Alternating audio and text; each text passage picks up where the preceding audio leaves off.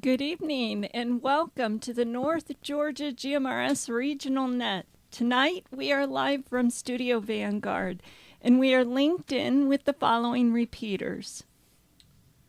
Who's got the repeaters? I do. So tonight we are on these repeaters. We're on Flagship, Jersey, Noonan, Rome, Toccoa, Buckhead, Watkinsville, Lula, McDonough, Peachtree, Columbus, Dallas, Zebulon, Ocala, White Oak Mountain, Arzello Link, Cates Cove, Lookout Mountain, Mount Roosevelt, Chattanooga, Ottawa, Georgetown, and Fort Mountain. Thank you, Gary. Tonight, our RF coverage encompasses approximately 41,000 square miles. This net takes place every Thursday evening at 7:30 p.m. I would like to thank everyone who has made the North Georgia GMRS the most expansive and active GMRS network in the country. Let me break.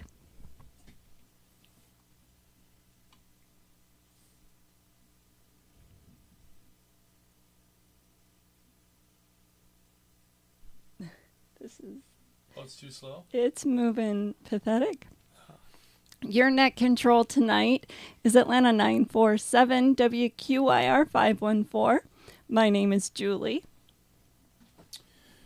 And this is WRWM 344, Blue Ridge 63. My name is Mike. In Atlanta 946 WQIR 514. My name is Justin.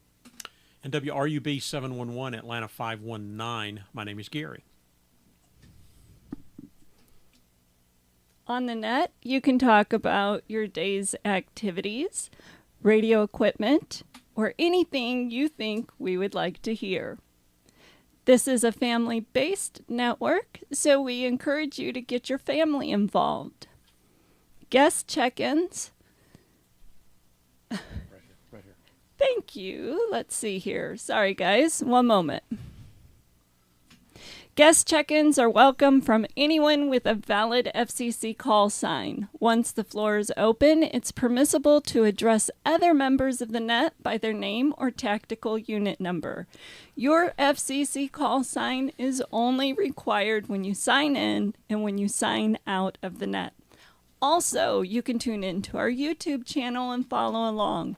Or even better, tune in after the net and watch your appearance on the network and hear how you sound to us right here in Studio Vanguard. Be sure to like and subscribe and leave a comment so that we know you are watching. These interactions is what helps our channel to grow. So tonight, we're going to talk about radio toolboxes, the tools and gear we use to stay on the air. But before we do, I'm going to pass it to Mike for announcements.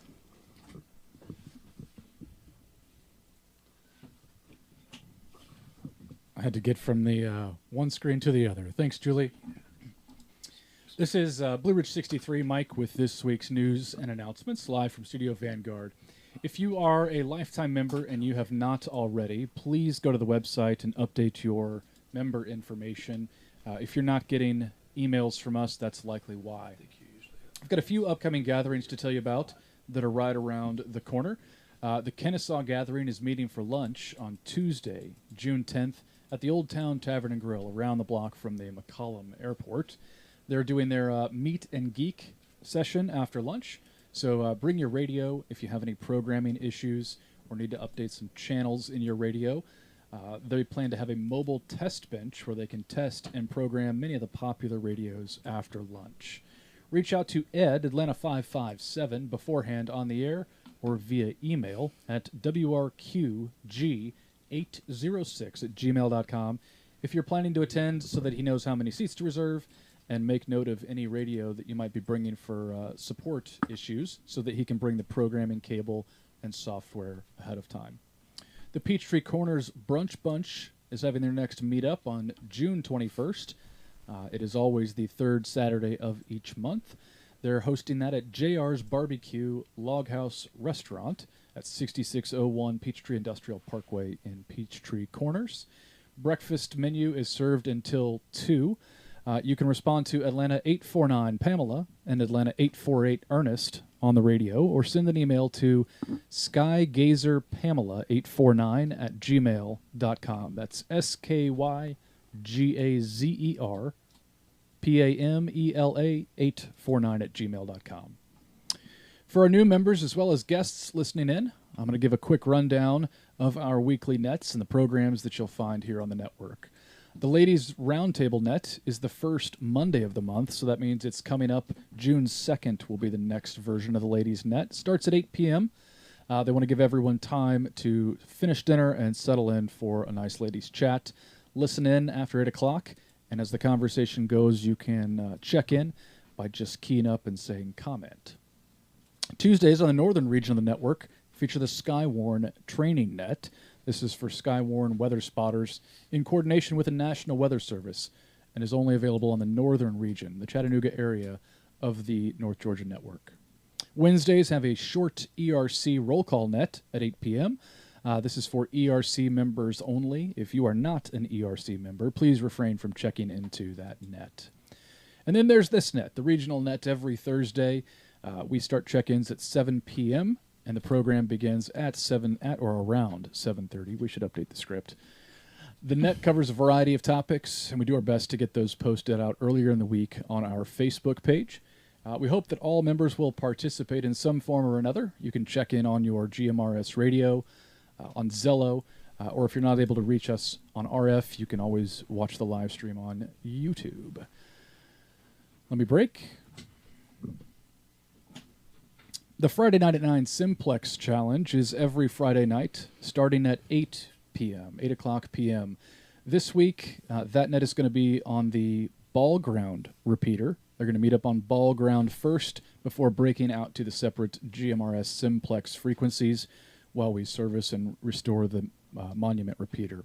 Your hosts, Dana, Atlanta 250, and Jonathan, Gainesville 58, will lead you in a directed net to find out who your Simplex neighbors are. And for the amateur license folks, there's a version of the GMRS Simplex Challenge before that for 2-meter. They call it the 2-meter Simplex Challenge. That group meets up on the N4KHQ repeater at 7:30 p.m. This net is for licensed amateur folks only. Your hosts will be Jennifer, KQ4QJQ, and Mark, K4KOP, and they will also guide you in a directed net at testing a VHF frequencies.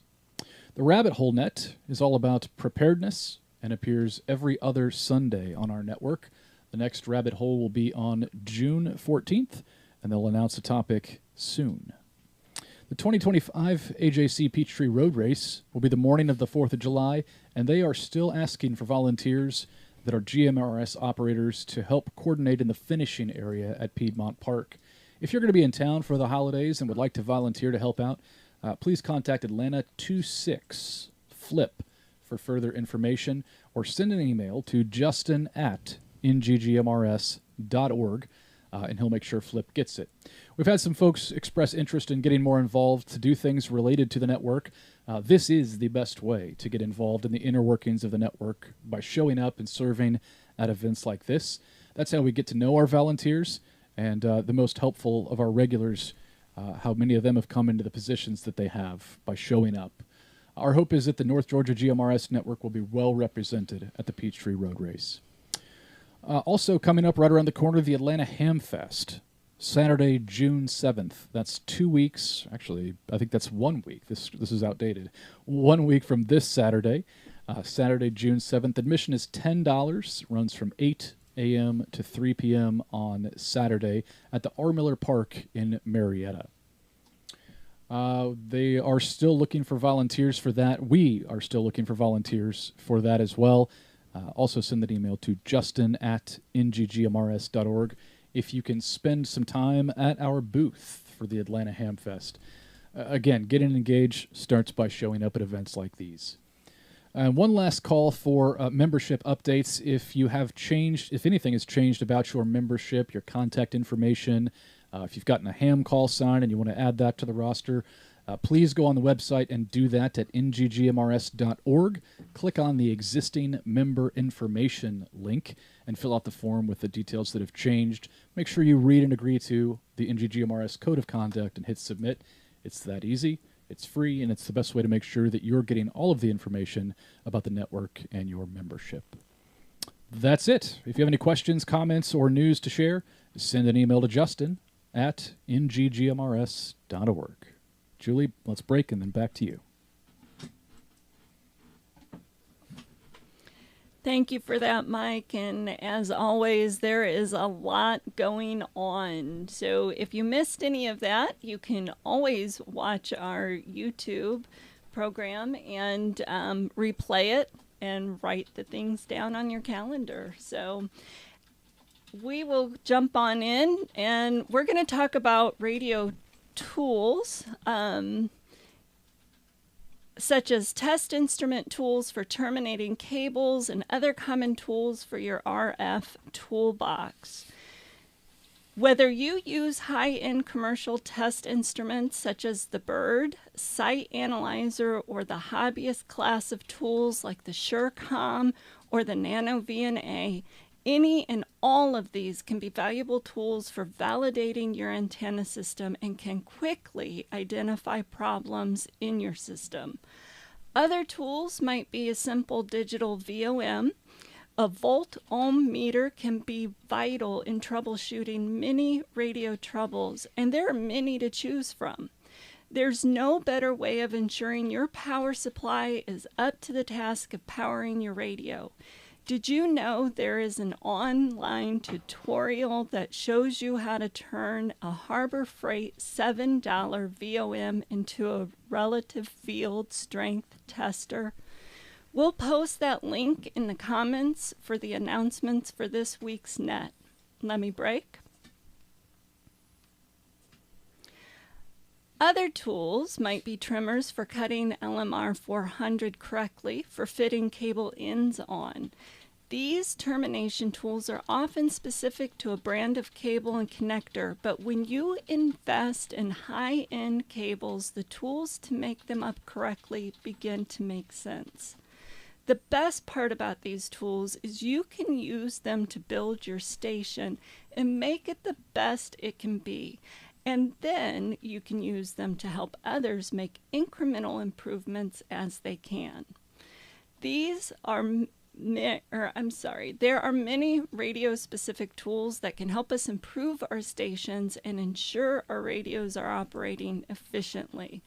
In the most basic station setup, we can often build a station that performs well without any of these tools. However, as our stations become more complex, these tools become more important. These are just a few of the preferred practices of North Georgia GMRS members, and these procedures are how we become the best operators on the nation's largest, most advanced linked repeater network. And remember, if you have any questions or suggestions for tips in operating procedures, send me a note at julie@nggmrs.org. We are North Georgia GMRS Network, and this is WQYR 514 Atlanta 947. Good night, everyone. All right. Well, I guess at this point we'll continue taking additional check-ins from anybody out there that missed the opportunity the first time around. We got a pretty good roster coming up here. Everybody can see Julie in the background trying to very discreetly sneak out, but there she goes. And thanks, Julie. We'll see you again. Thanks, Julie. Next week. Maybe. I don't know who's going to be here next week. You're not going to be here next week, are you? I'm going to be out. And you're not going to be here next week, are you? I'll be joining from the Studio Blue Ridge. Okay, fantastic. All right. Helping out with the log and yeah, so yammering with you. We'll be short-staffed next week, about 5'9", I think, and we'll figure it out. That took me a second. We'll figure it out as we go, but with that in mind, because we'll be shorthanded next week, there's no way I can do what I have to point that way to point that way. There's no way I can do what he does. So we will have to consider whether we just do a radio net next week or if we actually do a live stream. We'll figure it out, and Rogers may be able to come in and save the day. I don't know what his availability is yet, but at this point, let's go ahead and continue with check-ins. We've got a pretty good roster going so far, but I think there's room for a few more. Let me go ahead and acknowledge our YouTube check-ins. Okay, I was confused there by the Gainesville 420 check-in, but was that a YouTube check-in? No, I didn't check that. Is that just Fat Fingers? Mikey so. Let's do. You've acknowledged. Yeah, he's Nick, been acknowledged. That's part of what confused me. We've got from our YouTube regulars, Miko is probably one of the most consistent check-ins. So WRYQ 727. Miko is back. Thanks for hanging out with us tonight from upstate New York. We have Atlanta 183. John from Canton is a YouTube check-in. Atlanta 927. Connie is a YouTube check-in from Buford. McDonough 64. Kathy in Jackson, Georgia. Atlanta 379. Scott in Sandy Creek, New York. We have Atlanta 360. Chris in Atlanta. Columbus 25. Peter in West Point. Rome 11. Mark in Adairsville. Atlanta 830. Art in Dawsonville. And McDonough 61. Blake is at the airport. Those are the YouTube check-ins that we have. At this time, we'll continue on with check-ins. Let's see if we have any additional Zello check-ins. Zello users only. If you're checking in with the radio, hold your traffic, please, until we get the Zello check-ins all taken care of. If we get an RF interruption, it really slows things down. So Zello users only, please.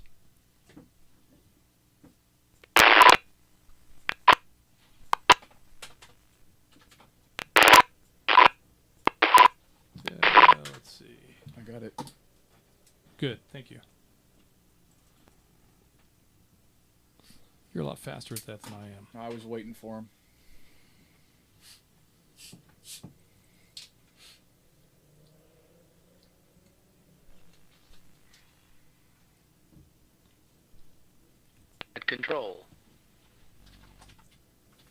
At control, this is WRQ G806, Atlanta 557. Please check me in and out.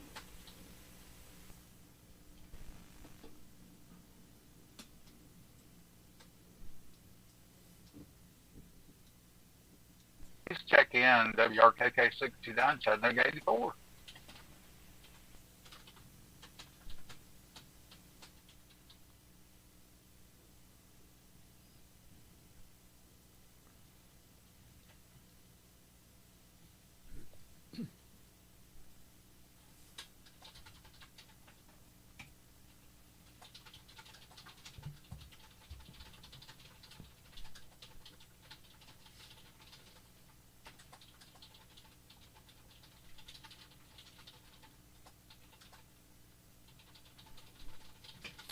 All right, that long and awkward pause is there to give Zello users an opportunity to defeat the sometimes finicky PTT button.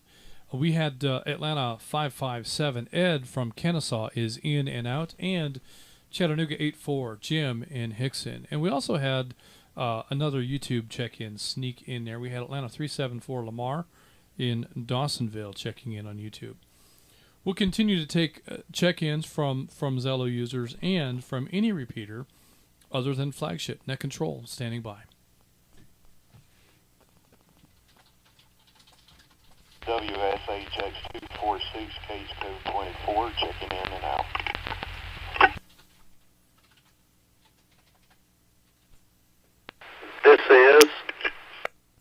This is Atlanta 1140 WROV 544, Troy and Covington, checking in and out on Jersey. I think we could kick on that AC. Yeah. It's a little stuffy. Is You want me to wait until check-ins are done? my name is Michael, That's fine. checking in and out. Missed that. This is He's Cade's 24, I got him. WQUV 439, Atlanta 780, Houston and Austell, checking in on the, not the Okay. flagship. It's all right, Houston. We got you, buddy.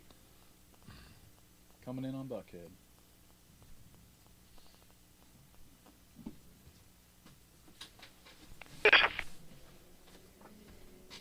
SFY 564, Chattanooga 253, Roy and Dalton. I'm checking in and out.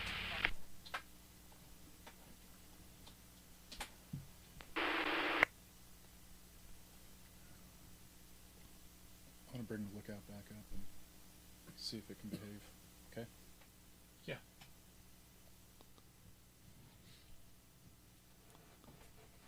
RXV 696, Dallas 64, Josh, not quite in Dallas, checking in and out.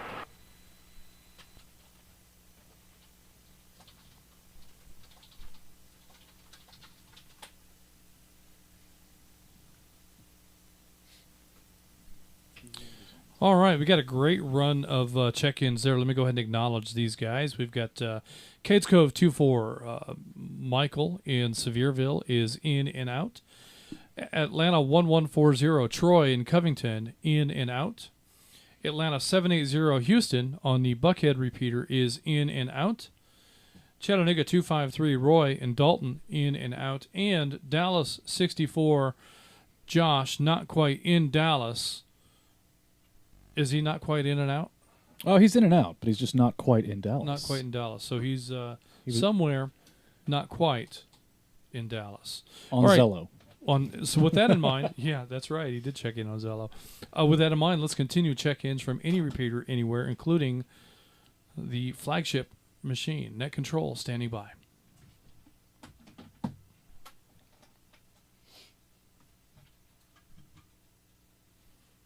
This is WSGS 735 Noonan 40 Orestes and Palmetto. Checking in, checking out. This is WRPU 564 Gainesville 113 Keith and Buford checking in and checking out.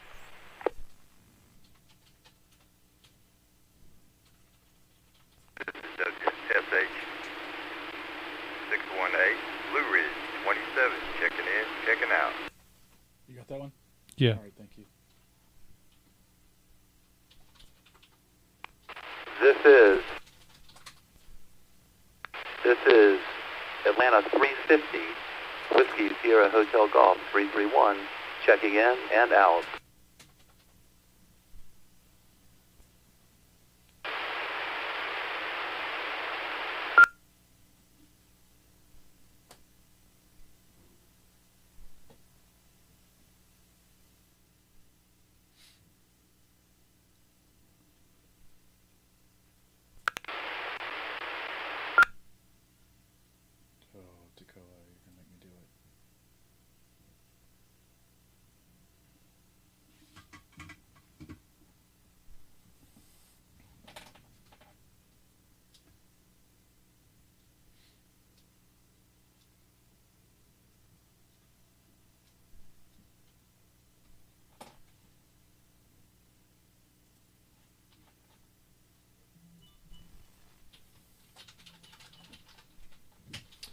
All right, Net Control is going to acknowledge this round of check-ins. Let me grab these two YouTube check-ins. We've got WSIK 267 Chris in Cleveland, Georgia, and we have WSIG 404 Nick. And how do you say that? Is it Eau Claire? Eau Claire? I'm not sure how you say that. Anyway, Nick is in Wisconsin, so thanks for hanging out with us tonight, Nick. We've got Noonan 40 Orestes in Palmetto is in and out. We've got Gainesville 113 Keith in Buford in and out. Blue Ridge 27 Robert in McKaysville. I've got you marked as in, but that might not be right. We'll figure it out when we get there. And Atlanta 350 Ted in Tucker is in and out. Those are the check-ins we have at this time. It's a pretty good roster. So with that, we're going to continue on with the program. If you didn't get a chance to check in, we will take one final round of check-ins before we close the program. So stick around. There's another chance at getting on the roster tonight. And, of course, Mike will be logging YouTube check-ins pretty much as they come. So if you're wishing to check in on YouTube, you can do that pretty much at any time. Let's see, where's my mouse? There we go. I'm going to move this to the top of the roster, and I got to move this one too so I can see it. Okay, so right here at the top of the list, we have Atlanta 244 Adam. We don't have an in and out on you, Adam, but you are our first runner for tonight's net. And tonight we're talking about radio tools and things that we might use on our stations. I brought some things for show and tell, and we've also got some pictures that folks have posted, on the Facebook post throughout the week. Just a couple of pictures there of some of the tools that our folks use. Let me see if I can find any of those. I think if I do this, and then I do this, why is that not working? That's not working. Okay, so anyway, what if I do this? Hey, then do this. That's what I wanted. So this is a Nano VNA that I don't remember who posted this. Does this come from? Do you remember who posted this one? Let me cheat and take a look. The Nano VNA came from, I believe, from Mark. Yes. No, Mark posted one, and then we got another one from. Where's that other post at? It's right here. comments, and so this one came from Scott Jones. So his Nano VNA, the Nano VNA is a really cool tool because it's very affordable. I think the one that I have, I want to say I paid $35 for it. Now I've had it for 3 or 4 years. I don't know what they cost today, but if you're going to get a Nano VNA, my recommendation is to spend the extra $15 or so to get the one that has a battery in it. The one,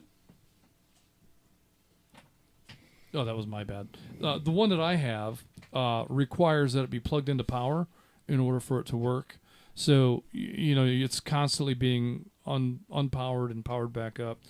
There's a calibration process that you're supposed to do every time you power it on. So if you can power it on and leave it run while you're working, because it has a battery, that will make your life a little bit easier. The difference in cost between the non-battery and the battery version of the Nano VNA is pretty small. So, I bought the cheap one thinking I would never use it. And but I wanted to have one so that I could kind of have an idea how they work and how you set it up and that kind of thing. And they're stupid cheap. So I just bought the cheap one. And my philosophy sometimes is to go cheap at first and then decide if that's something that you really want to pursue and put more money into. But I think in the case of the battery versus non-battery, the non-battery is too cheap. I think that I would probably have used it more if it had a built-in battery. So that's my recommendation on a Nano VNA. We should talk about just real quickly what a Nano VNA is.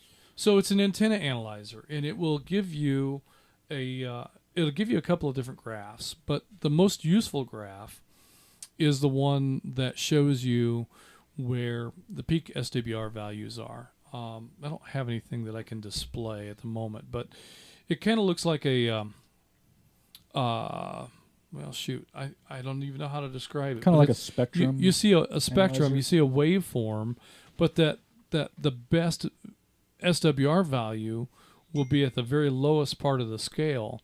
And you can then look at that image and zoom in on it and find what frequency your best SWR value is.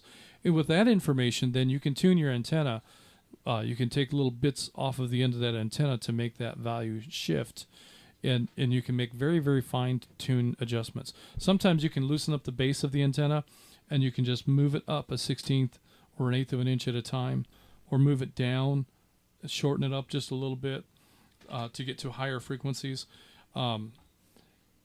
you can make fine adjustments and get your antenna performing at its best, based on what you see on that scale. So the Nano VNA is an excellent tool for that. Another really, really good tool, let me see if it'll let me, it's not going to, yeah, there it is, right there. Well, this is from Shannon Sims. All right, Shannon has an old cell phone that he doesn't really use as a phone anymore, but it has a FLIR camera, forward-looking infrared, FLIR. And with that, he's able to use that tool to see heat in a piece of equipment. So if you've got a radio that's running particularly hot, you can look at that. If you've got maybe some high-resistance electrical connections, I think this tool would help you find those. Sometimes those connections will make heat, but if you can't put your hands on the connection itself, having something that can do infrared will help you find high resistance connections and show you where the heat is. So that's a pretty cool tool. I don't have one. That's almost worth pursuing, especially if you can find one maybe in a used cell phone somewhere. So I hadn't really considered that, but having infrared imaging could be very useful, especially when you're trying to troubleshoot radio stuff. So that's very good. And then also we have, let me see if I can find we have one more here. I think this is Mark's submission. Why can't I click on that? Huh.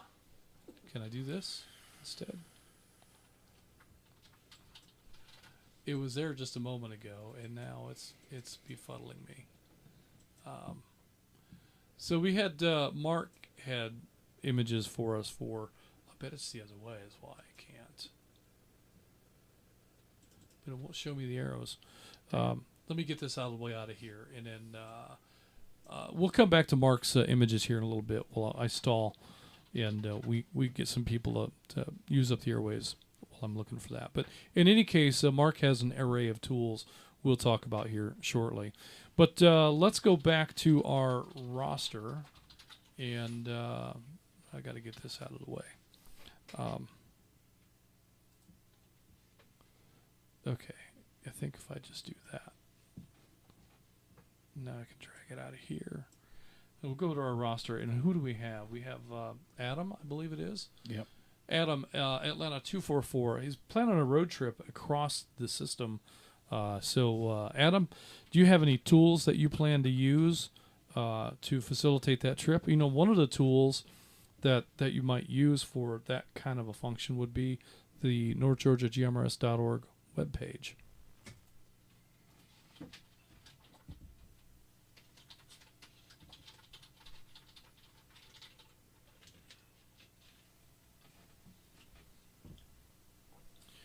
Okay, Adam must have been in and out. Let me see if I can find the other images I wanted to use.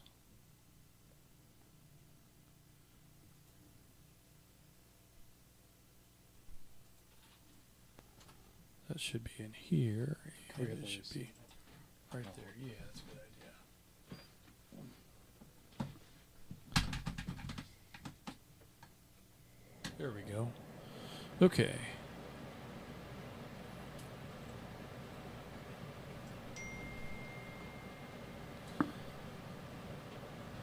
All right, not hearing from Adam, we're going to go ahead and show him as in and out. And I've got Mark's radio tools up here now. Mark has a Surecom SWR meter.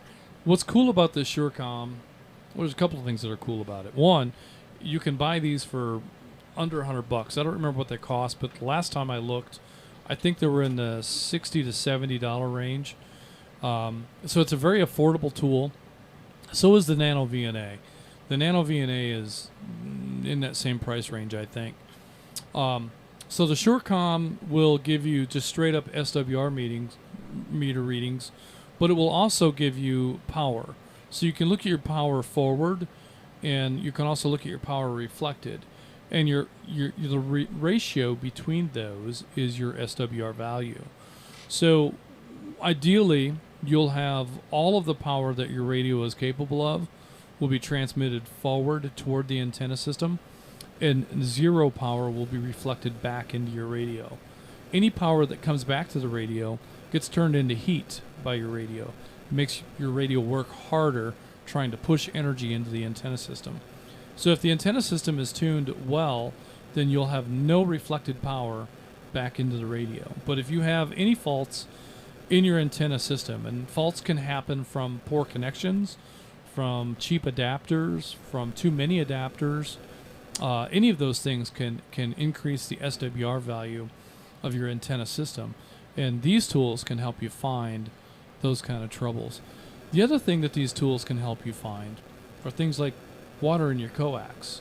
So if you put an antenna up and you didn't seal it well, I can tell you for sure that once water penetrates that joint and gets into the coax, it will show up as a high SWR in your system, and there's a characteristic signature of a waveform that you'll see on the meter that will tell you that you got water in your coax. So the best fix for that is to change out the coax, put up a different coax, and make sure you seal it well.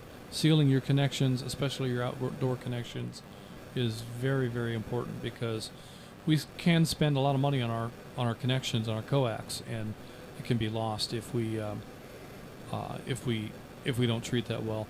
Mark said the other item he had for a tool was a frequency counter. It looks like he's got two versions of VNA in there, but yeah, that bottom one's a tiny SA. That's a good one. Yeah. So those are valuable tools.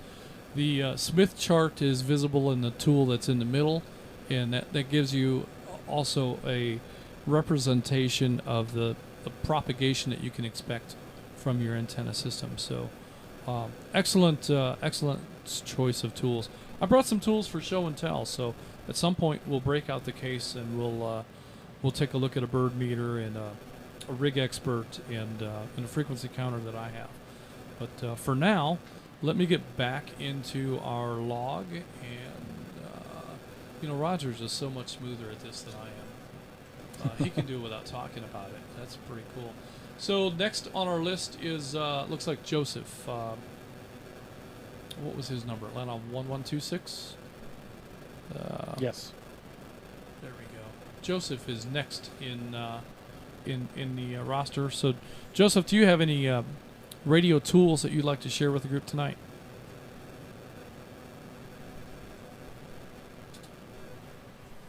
Say good evening to all, and I don't have any tools, but I do have a question for the group.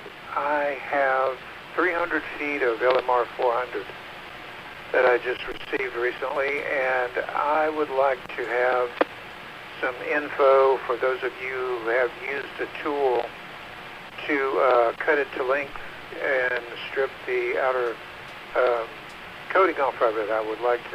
I don't have anything like that, and I would like to know if someone has something they could recommend, some type of tool that would be appropriate for that. Over.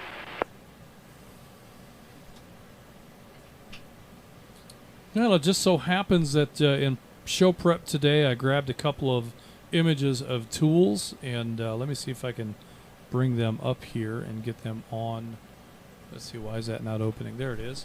So this is this first tool is a trimming tool, and the way that works is once you've cut the LMR 400 to the length that you want, you insert the cable into this tool, and you just twist this tool around the cable, and it will strip the inner and outer sheaths to have that cable properly trimmed so that you can slip a connector over it, and then you can apply that connector with this crimping tool right here. Both of these tools can be found on Amazon. I would recommend you do a little research before you buy anything off of Amazon, because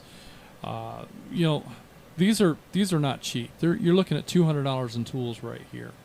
So my experience with tools like this is I would rather spend a little bit more and be sure that I'm getting a quality tool than invest money in something that's going to put questionable crimps on something like LMR 400. You've spent so much money on the cable. You spend a fair amount on the connectors. They're $7 a piece for the Amphenol, for the good ones. You can buy cheap ones for $2 or $3 a piece. It's kind of a get what you pay for. And I would suggest this: if you've spent the money on good coax, why do we need to get cheap on the connectors? Let's go ahead and buy the good Amphenol, the good name brand connectors, so that we can be sure that the end product is the best it can be. If you're talking about RG8, then I don't care what kind of connectors you put on it. Yeah. The losses are not going to be in the connectors; it's going to be in the cable. But with LMR 400, much lower loss, and it'd be a shame to introduce additional loss just because you used $3 connectors instead of $7 connectors. But those are some of the tools that are available. That's what they look like, and they kind of, in my experience, whether you get them off of Amazon or if you get them from HRO or you get them from DX Engineering, they all look about the same. There's not a lot of difference in appearance. So the trim tool is a very cool thing to have. What I like about that is you don't have to lay your tape measure on the end of the cable and figure out where to put your razor knife and worry about the knife slipping and cutting yourself. All the cutters are contained inside of that plastic cylinder, and they're all adjusted to cut to the correct depth. So you insert the cable, you give it a few twists, and you pull it off, and the trimmings come off with the tool, and you've got a precision trimmed cable end ready for a fitting right then and there. So that's my recommendation. Mike says I need a break. So like I said, do some research. Amazon if you can't find them anyplace else. But you can buy these tools. They're going to cost a little bit more from HRO or from DX Engineering, but it's probably worth the extra. Just because, here's a cool thing too. Joseph, once you have these tools and you've made up a couple of cables for your own station, you said you had 300 feet of LMR 400. We do need to keep our cable runs as short as possible. So you want to try to stay under 50 feet total from the radio to the antenna. So if you're going to make a whip that goes out to your lightning arrestor, and then you're going to make a cable that goes from the lightning arrestor to the antenna, you want to try to be at or under 50 feet. The shorter the cable, the less loss you're going to experience. There's going to be loss even in LMR 400. So there's loss even in the hard lines that we use. Yeah. The LDF7. It's just less loss. But they don't make any cable that has no loss, do they? Not the fiber. Fiber, but not for us. There's no electrical loss in fiber optics. That's true.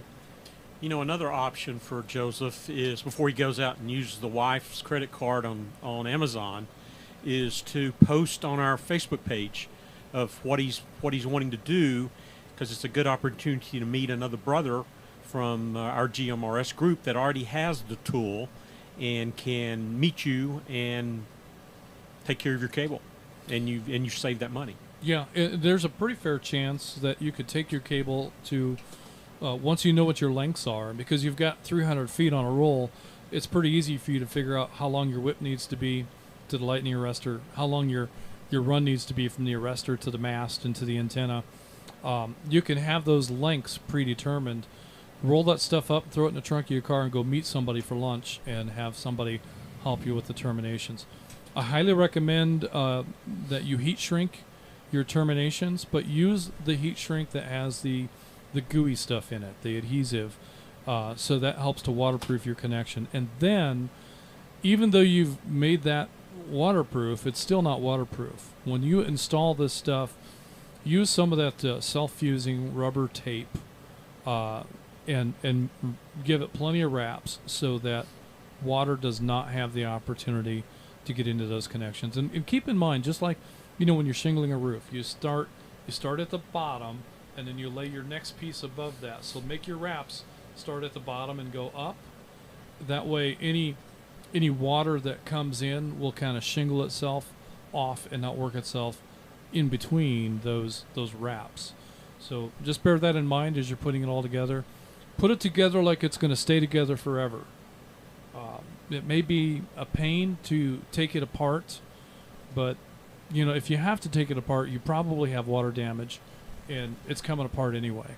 So put it together as though it's never coming apart, and do it with that intent and with that purpose. I think that will serve you well. Give me a break.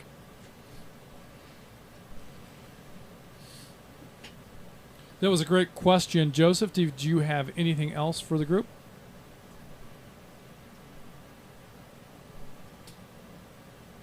Yeah, roger that. That was my thinking as well, to find a friend that has a cutter and save some money.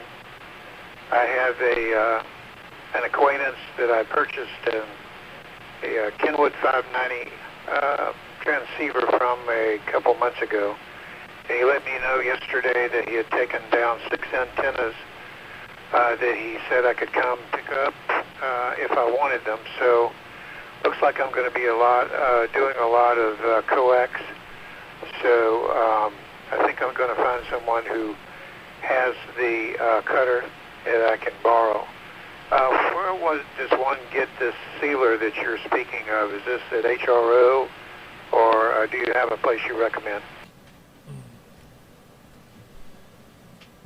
I've used a product called F4 tape, and it's a self-vulcanizing rubber tape, and so it's just a rubber strip about 3/4 of an inch wide, but as you wrap that and stretch it across itself, it bonds to itself because of that tension in the stretch. All right, so and once that has a chance to kind of bake in the sun, it will vulcanize and become a piece of rubber. It no longer, after a few weeks in the sun, you cannot unwrap it. it becomes vulcanized as a single rubber unit that closes up and seals up around your connection. And that's what you want as a product that will do that, that will seal that. So you're looking for, if it's a rubber product, you want it to be self-vulcanizing. If it's more of a tape or a gooey stuff, you want something that will be, very, very hard for liquids to penetrate. So they've got some different kinds of wax or tar flavored tapes that just mold and bond and don't leave any air in between the material and the body that you're sealing. I like that because if there can't be any air, then there can't really be any condensation or moisture associated with that. So that I think is an important aspect. When you're wrapping this stuff up, you want to make sure that you've got as tight a wrap as you can, so you're not getting the opportunity for things to penetrate in there. But as far as where you buy it, I mean, Amazon. Yeah, Amazon. You can get it from HRO. A lot of people refer to it as like a duck butter or a just a moldable cable sealer. We have stuff on a railroad we call duck butter, but it's completely different than it's not a sealing agent at all. It's a lubricant for switches, track switches. I was thinking we were getting into cooking again. But monkey butter is another phrase that I've heard.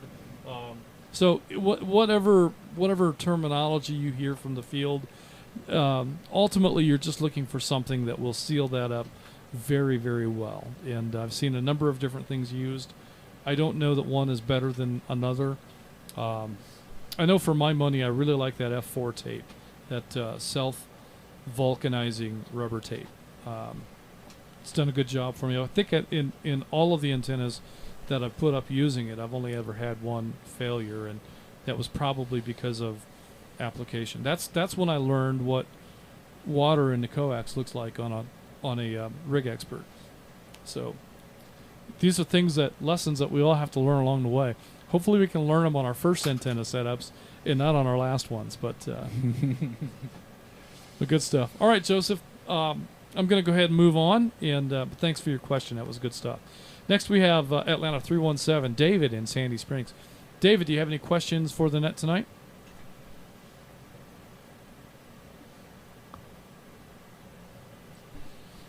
Atlanta 317, not really. Listening and learning. I do apologize here for missed you. I turned down the volume from the unauthorized user. I was cooking up my great food. Love listening and learning.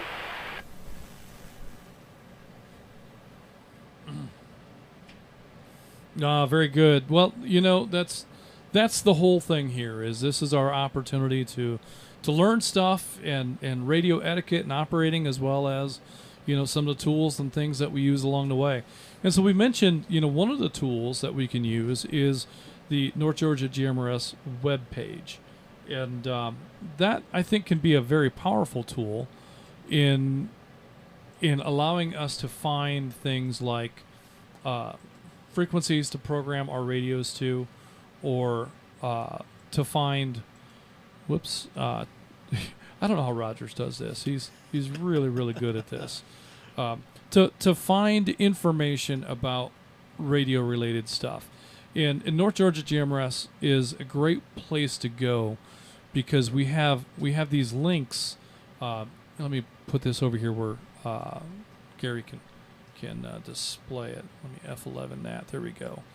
So we have this great resource of links, and each one of these links has some really good information in it. We have the repeater map, and the repeater map is a good tool at showing us the approximate locations of where many of our repeaters are, and what repeater you should be trying to access when you are traveling about. So you can't do it on a phone, but if you're on a computer and you put your mouse on top of one of the icons, the name of that repeater will pop up. So I'm currently hovering over the Cades Cove repeater, but we can come over to another repeater, and we can see that one is Ottawa. That one is Ottawa. So, and as we move around, we can find the names of different repeaters. There's Flagship. And the other thing that's cool about this map is if you hit any of these repeaters, they'll change colors and show you which repeater you're hitting. So if you're trying to test out your equipment, you can get some confirmation that your radio is working just by looking at the map. Another great, let's see, that doesn't work. Can I, where's my back? Okay, we can do it that way. Another great tool is Escape. That's what I want. That's still not working for me. Another great tool is the repeater list, if I can figure out how to get to it. This is where I really need Rogers. So that gave me, there, that's what I want. Yes, now I should be able to go here and come to this tool, which is basically a list of all of our repeaters. And let me F11 that. There we go. So now that we're in here, we can see the repeaters, we can see the receive frequency, the transmit frequency, and the tones that are related. Most of our repeaters will use the same tone. In fact, I think they all do. We use the same tone in and out. We talked about an exception, but I don't know that we actually did that. I think, let me break. So you'll have the same tone on your input and your output, but this list will give you a good idea of how to program your radio and the various frequencies and tones. This is a great tool. This also shows the link status of our repeaters. So there are a couple of standalone machines, Monument being one of them. Currently, Monument has a little bit of trouble. We'll get it back up and running as soon as we can. And also Ball Ground is a standalone repeater with the ability to link it if we choose to. Let me break. So Justin, this is updated. So if we're having issues and you're not sure whether you're hitting a repeater, you can go here and look at the status of that repeater. This is updated. This is pretty close to updated. Like for instance, Monument is in trouble right now, and it's offline, and we're not showing that here. But we do try to keep this up. So we hope to have Monument back on the air this weekend. It's just a matter of getting the right pieces and parts to the right place at the right time. So we have the material, we just have to move it. And we've got some logistics complications to make that happen. Time and money, as Gary says, that's what it all boils down to. The money is there, the material is there, but currently the time is not. So that's our challenge at the moment. And you talk about tools. I mean, this is a good tool to laminate and carry in your pocket. Yeah, this is something that theoretically doesn't change that much. Now, if we start to have trouble with the repeater with interference from, if somebody stands up a repeater nearby and we start having interference, we may choose to change PL tones. We've had circumstances where highway crews have come around and they've interfered with our repeaters. And, when we talk to them about, hey, you're not using GMRS properly and you're using our tones, but you guys can't be on our radios, it's not worth the effort to try to educate. It's just a lot easier for us to just change the tone and publish that and get our users to reprogram. Let me break.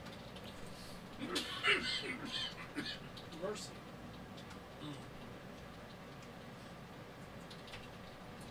But we know that reprogramming radios is not the most convenient thing in the world. Nonetheless, Gary keeps finding places to stand up new repeaters, which is the other reason that this document will change. So if we add to our fleet of repeaters, and I keep getting told that we're not going to do that this year. We're going to have an easy year, and there won't be any new repeater installs. And then we get Peachtree DeKalb, then we get Buckhead, and who knows what Gary has up his sleeve right now. At this very moment, he's plotting and scheming to put new repeaters up, but he won't tell me about them. That's okay. Me either. We'll figure it out when the time comes. I'm hoping the next repeater install that we do is the Blue Ridge repeater. Yes. Long overdue. Long overdue. I'm not sure. Again, that really just boils down to two things.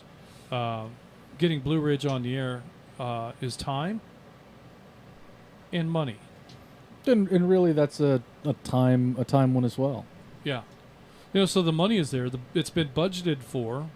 I keep finding ways to blow the budget. Me too. but that's the beauty of a budget is it's a goal. It's a thing to shoot for, but very seldom does that ever end up as the reality.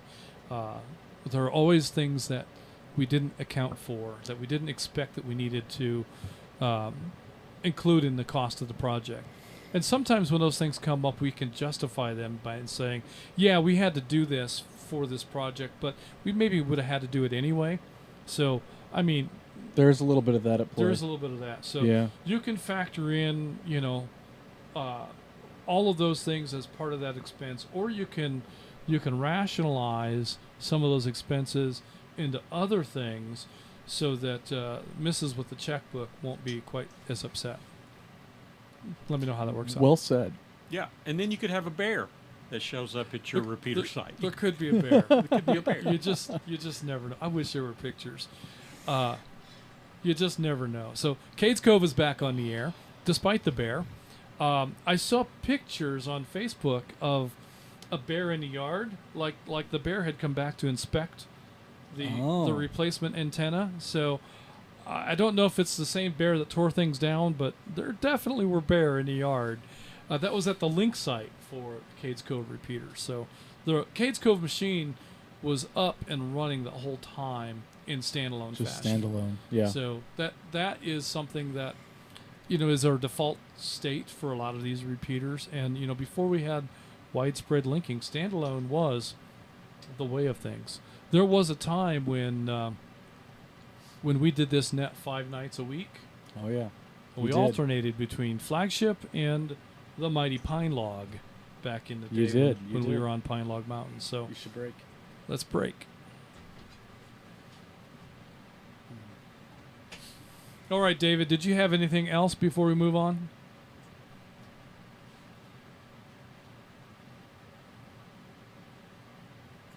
Line 317, negative. Go right ahead.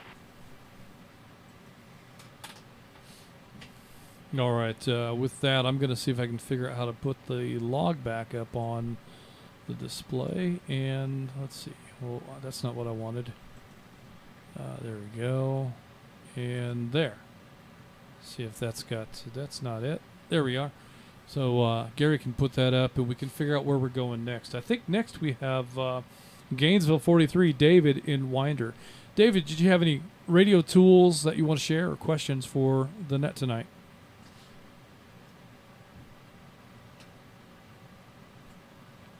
So you already covered it a little bit, but maybe you could go a little more in depth. On the antenna analyzers,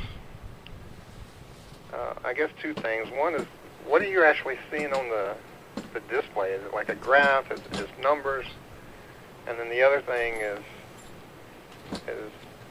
are there ones out there that cover all the bands, or do you have to get different ones for different bands? Kind of going outside of GMRS to HF, VHF, and UHF, all three. I'll grab a first quick response while you... Yeah, go ahead. Well, great question, David. Justin's going to do a little show and tell here momentarily if you're joining us on YouTube. But I'll give you the over-the-air answer.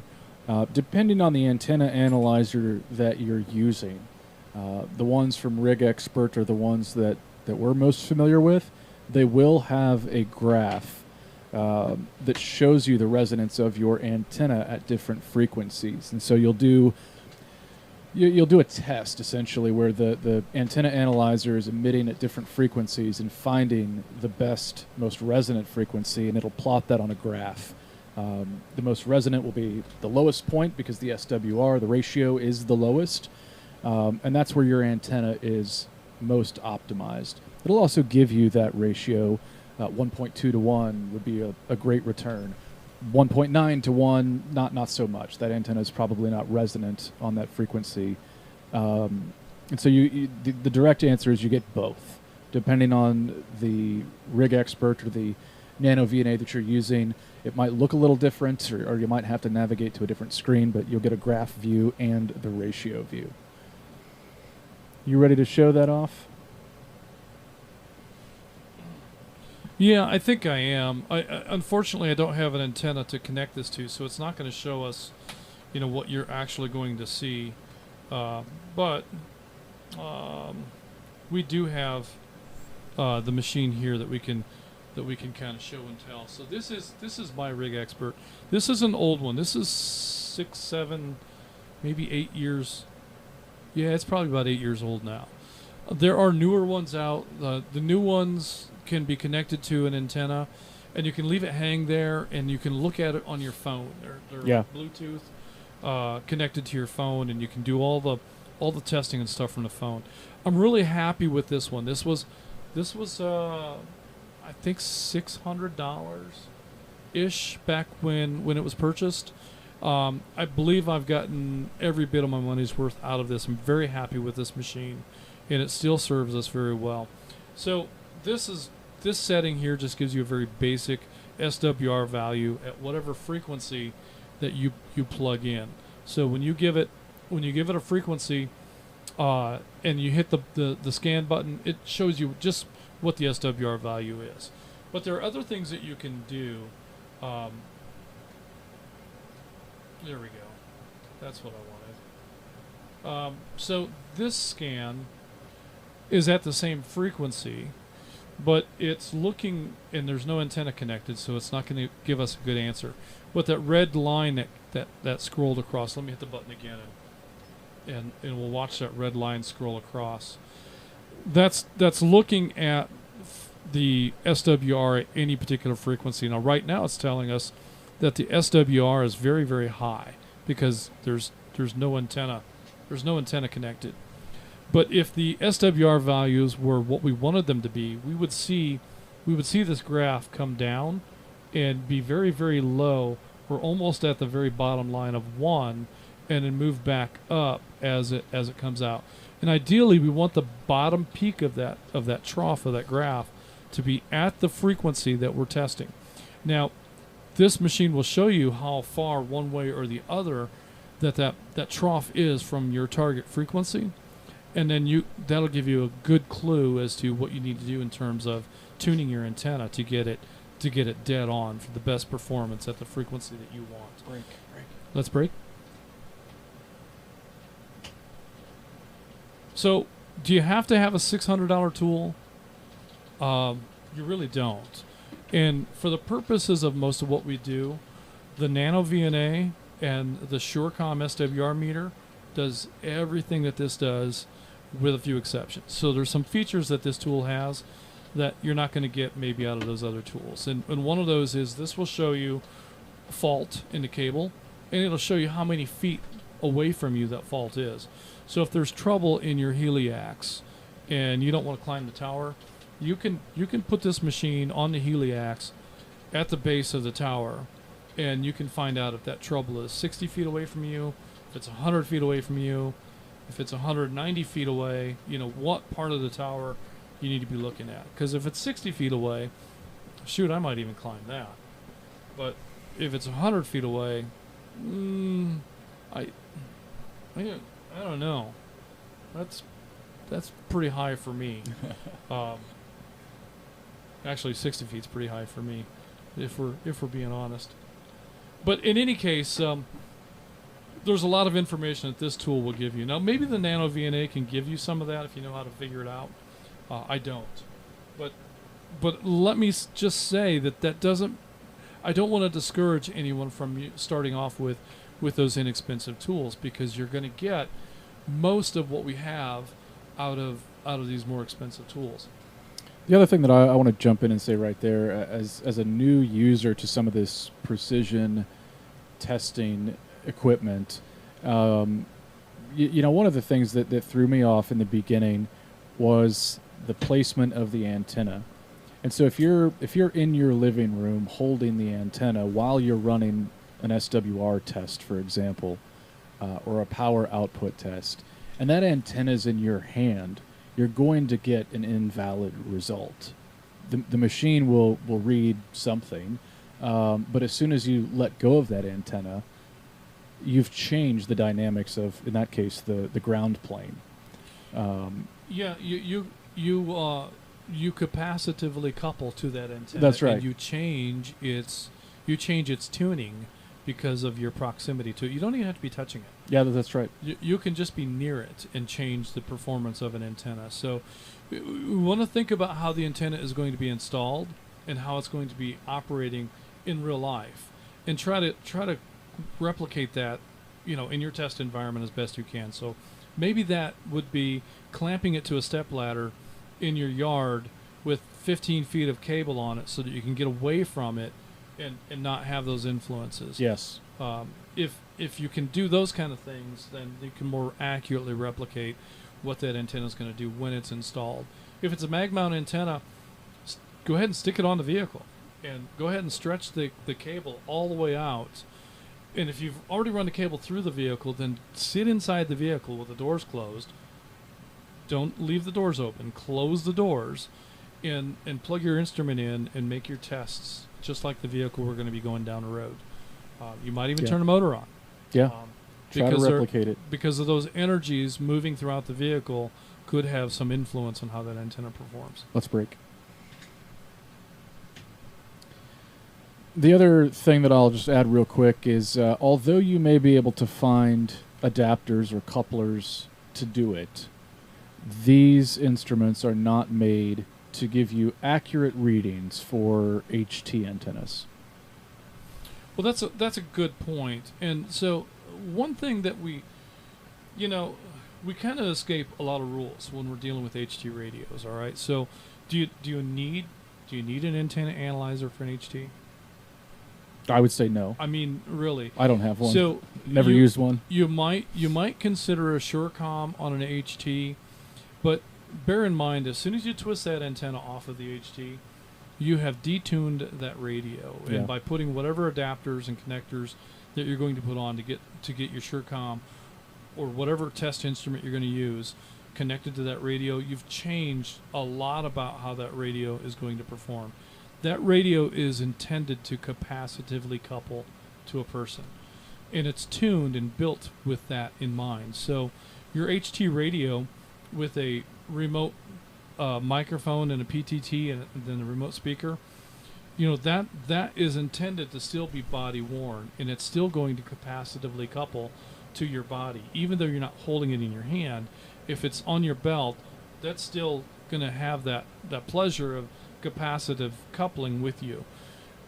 If you think you can take that same radio and set it on a desk and use that hand mic like a hand mic and treat that HT radio like a mobile, you might be disappointed in its performance because its receive sensitivity is going to be diminished, and its output power is also going to change because its tuning has changed as a result of the fact that it's on a desk. And so HT radios become highly sensitive to their environment, and anything that you change in the environment changes the test parameters for that instrument. So really challenging to get accurate readings and accurate test measurements out of an HT radio. Pete Siebold once exercised all of these things with various test instruments and various HTs and kind of documented some of the challenges with making accurate tests on these radios. So one of the assumptions that we make is, you know, the antenna system's at 50 ohms. And for the most part it is. But that's not necessarily a rule that gets followed in the HT world. On HTs, yeah. Sometimes those HTs are working at 40 ohms because the circuit that they're radiating into is very small as compared to the circuit that a mobile is going to be radiating into. So there can be very big differences in how those radios perform, despite their specifications. We're so used to 50 ohms being the impedance value for antenna systems, and for the most part they are. But every antenna system's impedance will change up or down with frequency. So 50 ohms is kind of the ballpark that we live in, but it is not the it's not the fence. There's some ground between the fences in that ballpark. Speaking of ground, let's break.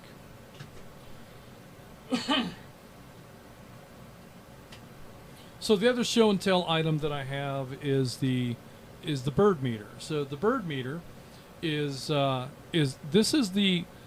test instrument of choice that you'll find in every commercial radio site that you'll ever go to. So whether you're talking about big commercial broadcast stations, or whether you're talking about radio repeaters for private commercial radio, on the railroad, we have a big network of radios, both in 900 megahertz for data radio, 162 megahertz for VHF voice.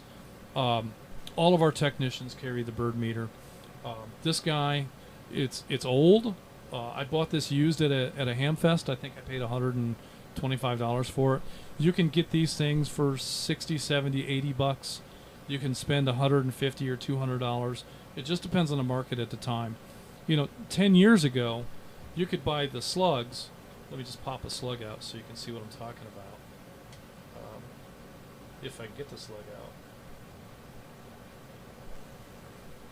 There we go. The slug is the part of the meter that is tunable. So if we look at that, there's a value on there. It says it's 50 watts, and it's from 400 to 1,000 megahertz. So other slugs might have different ratings. For instance, this one is the same frequency, but it's rated at 5 watts. And that's just a spot in the side of the meter for storing an extra slug. So that's a 5-watt slug, and then this is a 200 to 500 megahertz slug for 10 watts. So these are all slugs that are relevant to GMRS radio. I can use any one of these slugs to do testing in GMRS, and that's primarily what I use this for. Although I have other slugs, there are other slugs here. This is a 100-watt slug, 200 to 500 megahertz. So we sometimes have power amplifiers that will do 100 watts. We typically will tune them down so that their output is 50, legal limits. But if you're in the process of tuning, you might want to put a bigger slug in your meter so that you can see that your power is actually down to where it needs to be. You don't want to put the 50-watt slug in and accidentally run 70 watts into it. So you put the bigger slug in, you tune down, and then you can put the 50-watt slug in to make your fine-tuning. And when I started collecting slugs, they got very slippery? Yeah, they are slippery, but if you put salt on them, never mind. Sorry. It used to be that you could buy these things. You could find them all over the place for 35 bucks. These things were just everywhere, and they were cheap and plentiful. But in the time that I started collecting slugs, they've gone up. And I'm at the point now where I won't pay more than $75 for a slug. Oh, boy. Which means a lot of times I don't buy a slug. Yeah. I just, if it's more than 75 bucks, I'm just going to wait. And so oftentimes they end up being more than I'm willing to pay. So let's break, and then let's see if there are any questions about the bird.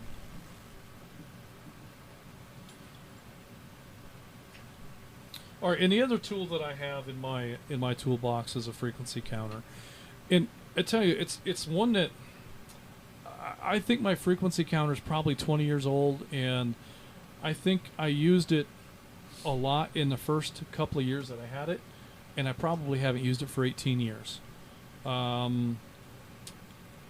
This is a really handy tool to use if you have a reason to think that your radio has drifted off of its tuned frequency. So once upon a time on a railroad, we had a batch of radios that had that problem. About every 3 or 4 months, they would drift, and we'd have to take them to the shop and have them realigned and put them back out in service. They were the very last radios on a production run of a radio that Motorola made thousands and thousands of, and they got to the end of their production run. Motorola said they were going to discontinue the radio. The railroad went to Motorola and said, "Hey, we'd really like for you to build another 1,000 of these radios before you close out this production line, because we use a lot of these radios and we need them to be able to do our work." Well, I think what happened is Motorola ran out of parts, and the last batch of radios had substandard parts in them, and that's why they just wouldn't stay tuned. And that's why I have a frequency. That's the only reason I have it. I've never used it outside of that particular group of radios, and so it's not something I recommend you invest in. I don't think it's a tool that you'll use, but if you happen to have one, who knows when the circumstance may warrant breaking it out if you suspect that your radio is off frequency. And by off frequency, we're sometimes 1,000 hertz, not very much, just a little bit, can really affect the way that our radios tune into another radio if it's off by as much as 1,000 hertz. If it's a few hundred hertz, you're probably not going to hear it. The same is true on the transmit side. To figure out how clean your transmitter is, that's one of the common things that I see folks do with the nano VNAs or the tiny SAs that we were looking at earlier. A lot of the Chinese radios that are known to have dirty signal quality will have what's called harmonic spurious emissions on other bands. And so on the VHF side, you could be transmitting on a VHF frequency and end up transmitting on a 440 or 430 frequency, which if you're on GMRS on 467, you could have harmonics on other frequencies as well. And the nano VNA, the tiny SA devices, do a good job of showing you what those harmonics are, so you know how clean your transmitter is. And that's important. That's part of our job as radio operators, to make sure we're not interfering with other bands or other frequencies that we are not licensed for. So, and sometimes those spurious emissions are there, but they're very, very, very small. Yeah. So that's another thing to consider. Just because it's there doesn't mean that it's problematic. There's almost always going to be something. Even in very expensive radios, there's still some artifact outside of the expected band. So harmonics can be introduced by a number of things. Usually it's something that happens because of an impedance mismatch somewhere in the circuit. Right. Will cause harmonics to happen. And it also, SWR can cause reflectivity in your circuit. And those reflected signals can combine with the transmitted signals and create spurious emissions. So just having a properly or well-tuned antenna system can make a difference. So, but let's talk for a moment about why we don't need these tools. That's great. If you're an out-of-the-box user and you've bought your radio, you've bought an antenna, you've bought a piece of coax, and those are really the only components that you have, there's really not much in that install that's going to go wrong. If you've got the proper antenna and you've got a good low-loss piece of coax or hardline, and you make a relatively short run, if you can do it in 30 feet, do it in 30 feet. If you can set up a very simple radio station, then you don't really need to have these tools to tune that station. That station is going to perform relatively well right out of the box. As long as the antenna is a match with the frequency that you're transmitting on, you should be pretty good. Yeah, but I mean, don't buy a dual band ham antenna, amateur antenna, and run it on GMRS. Well, if you're going to do that, then you need some tools. Yeah.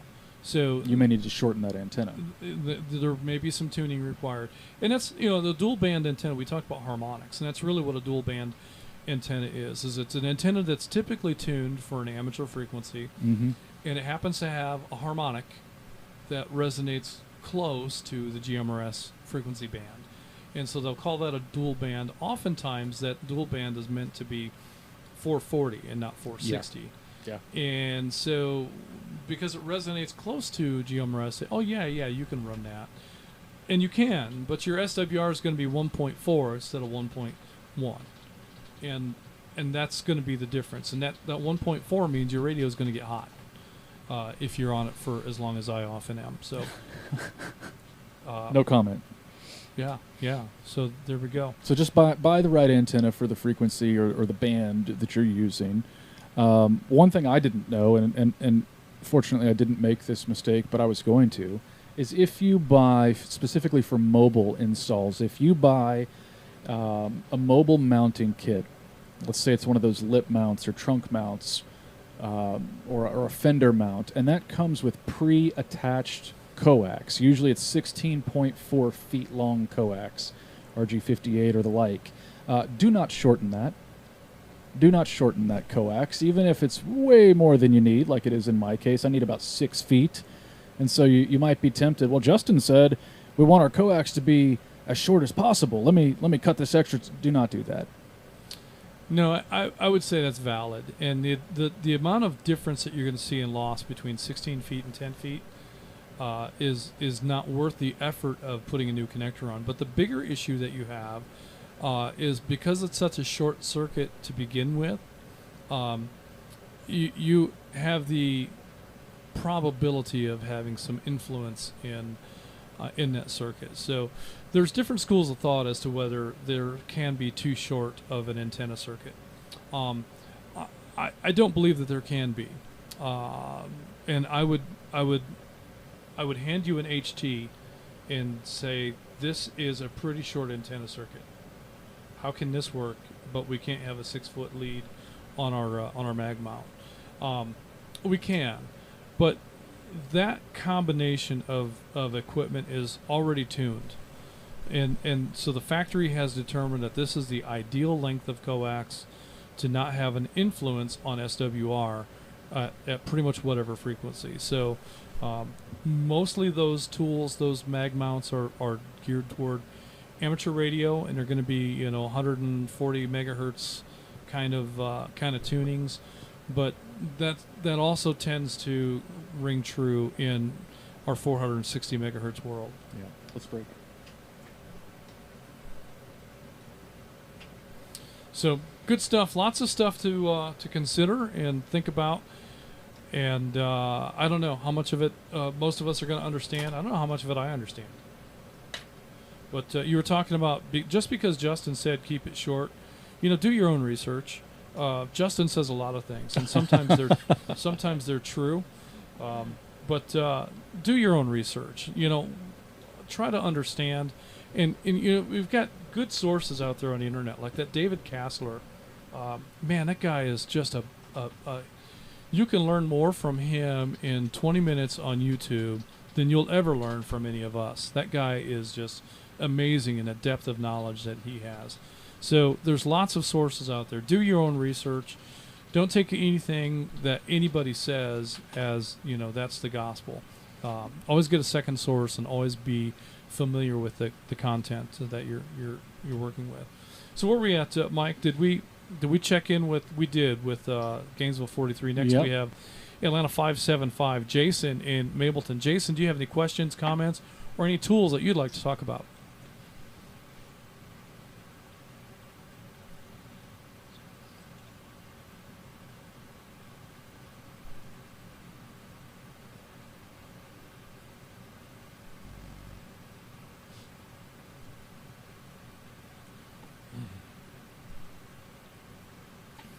All right, not hearing anything from Jason. We're going to continue on. We'll show Jason as in and out.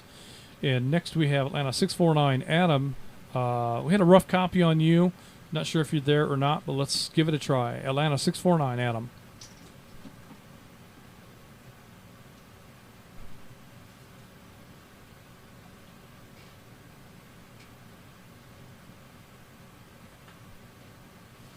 All right, not hearing a response from Atlanta 649. We're going to go to McDonough 22. Tim in Stockbridge. Tim, what kind of tools have you collected over the years?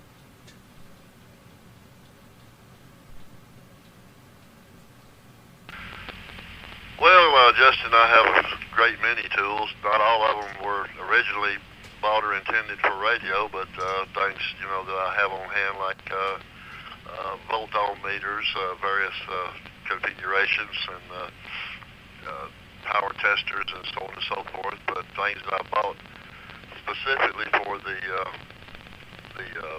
GMRS side is the meter that y'all have talked about it. You say the SureCom. The one I use is the SureCom 102. It's the square one that's got the little colored buttons on the front of it, and a lot of us use those. They're affordable, running I think mostly around $55, $60 on time, which is way better than laying out the money for a bird meter. But I have found, and I think many of us have found those to be accurate enough to go by. It doesn't have to be, dead on, but as long as it's within 1 or 2 points, or maybe 3 points or so, you're going to be safe. You just want to make sure you're not getting all that feedback to your antenna, like you said before, that any of the energy that comes back into your radio is just going to be turned into heat, and that's bad for your radio. But it's good to have a soldering iron. On the connector, of course there are connectors that don't need a solder. So if you're not good at soldering, you might want to try those out. But just have a good array, pliers, needle nose, a little bit of everything. And of course it helps to have a computer to program these things on. So I've gotten used to doing a lot of programming. I didn't even know what a code plug was when I first started, but now I've done quite a few of those and posted some of them on the website there. But I guess it just depends. A lot of people have tools, and if you don't have tools and you don't have the money to buy a certain tool, with the number of members that we have, there's usually always somebody out there that's willing to loan you a tool, or either program your radio for you, or help you use the Facebook page as a resource. In a sense, that's a tool in itself there. Go to the Facebook page and ask questions, and that usually gets an answer, within a few hours to maybe the next morning or afternoon, but at least you do get an answer fairly quickly. But that's about all I can think of. I've got, like I said, an array of tools for electrical work, and a little bit of everything that I did in my job before I retired. But not everybody has those on hand either. But the more tools you have, the better off you are. But anyway, enjoying the net tonight, so I'll just throw it back to net control. About all I had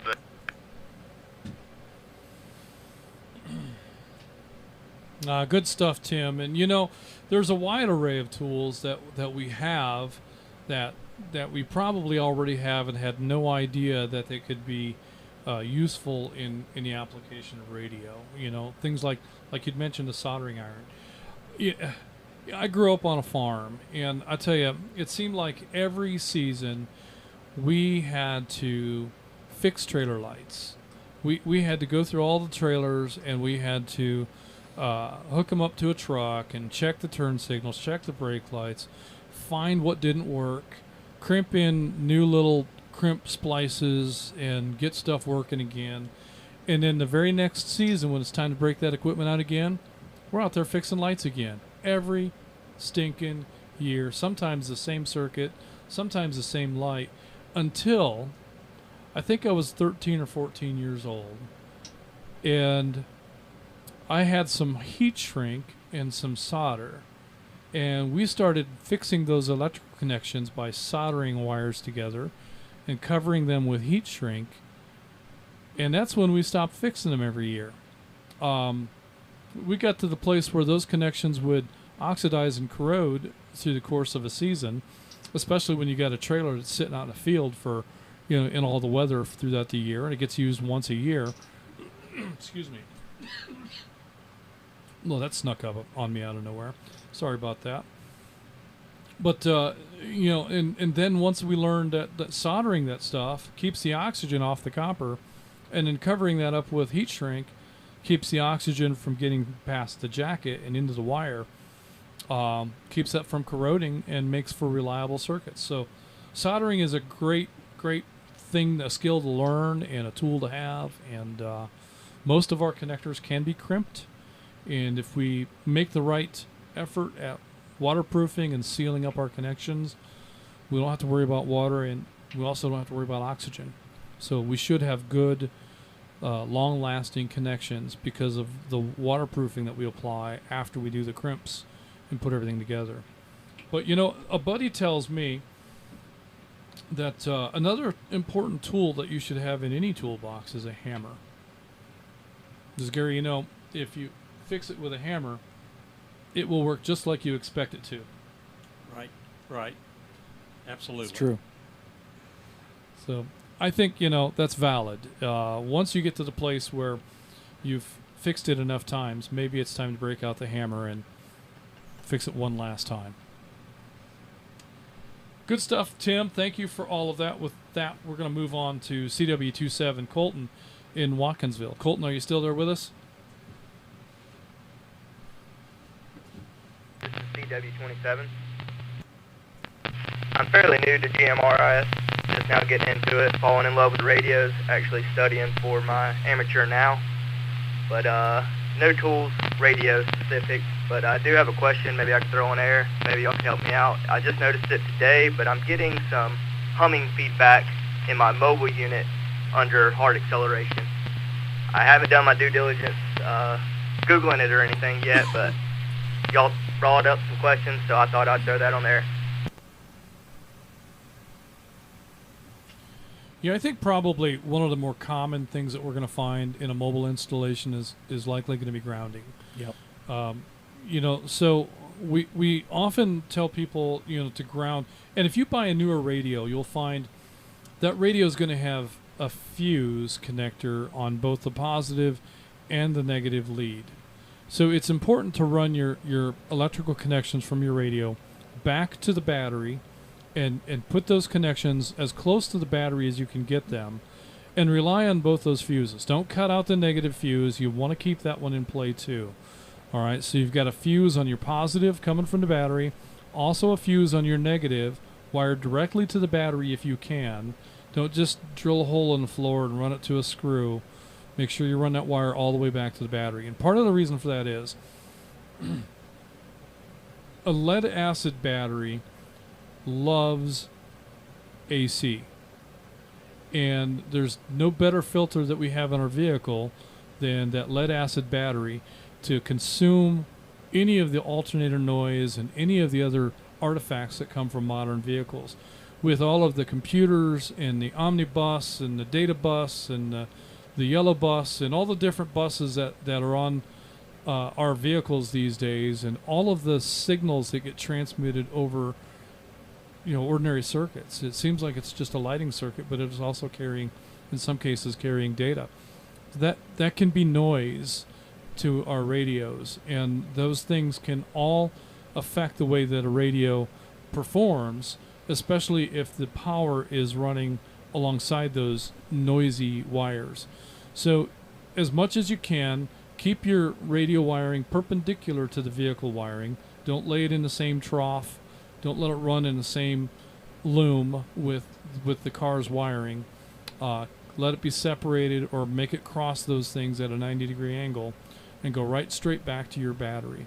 And if you've done all those things and you're still getting noise, then take a look at grounding on your antenna system and make sure that you have good ground connections both at the radio and at the base of the antenna. If you're using something like a mag mount, you don't have a lot of choices.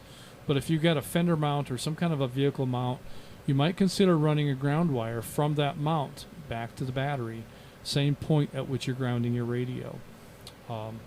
But you know, part of the reason that we put fuses on the negative side of the radio is to protect the radio if the vehicle's ground ever becomes compromised. We don't want the radio to become the ground path for something like your alternator or your starter or any other big load, headlights, things like that. That can cause the circuits in your radio to carry a lot of current that they were never intended to carry. So that's one of the reasons that we ground on the negative side of our battery lead, in addition to the positive side. Does that make sense?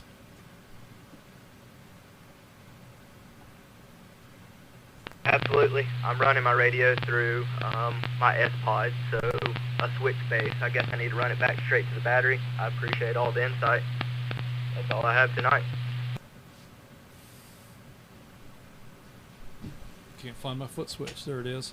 All right, Colton. Well, thank you very much for the question, and I hope that that works out for you and gets you down the road with a quieter radio station. And that's that's the thing. The first thing we need to do when we come into radio is get on the air, right?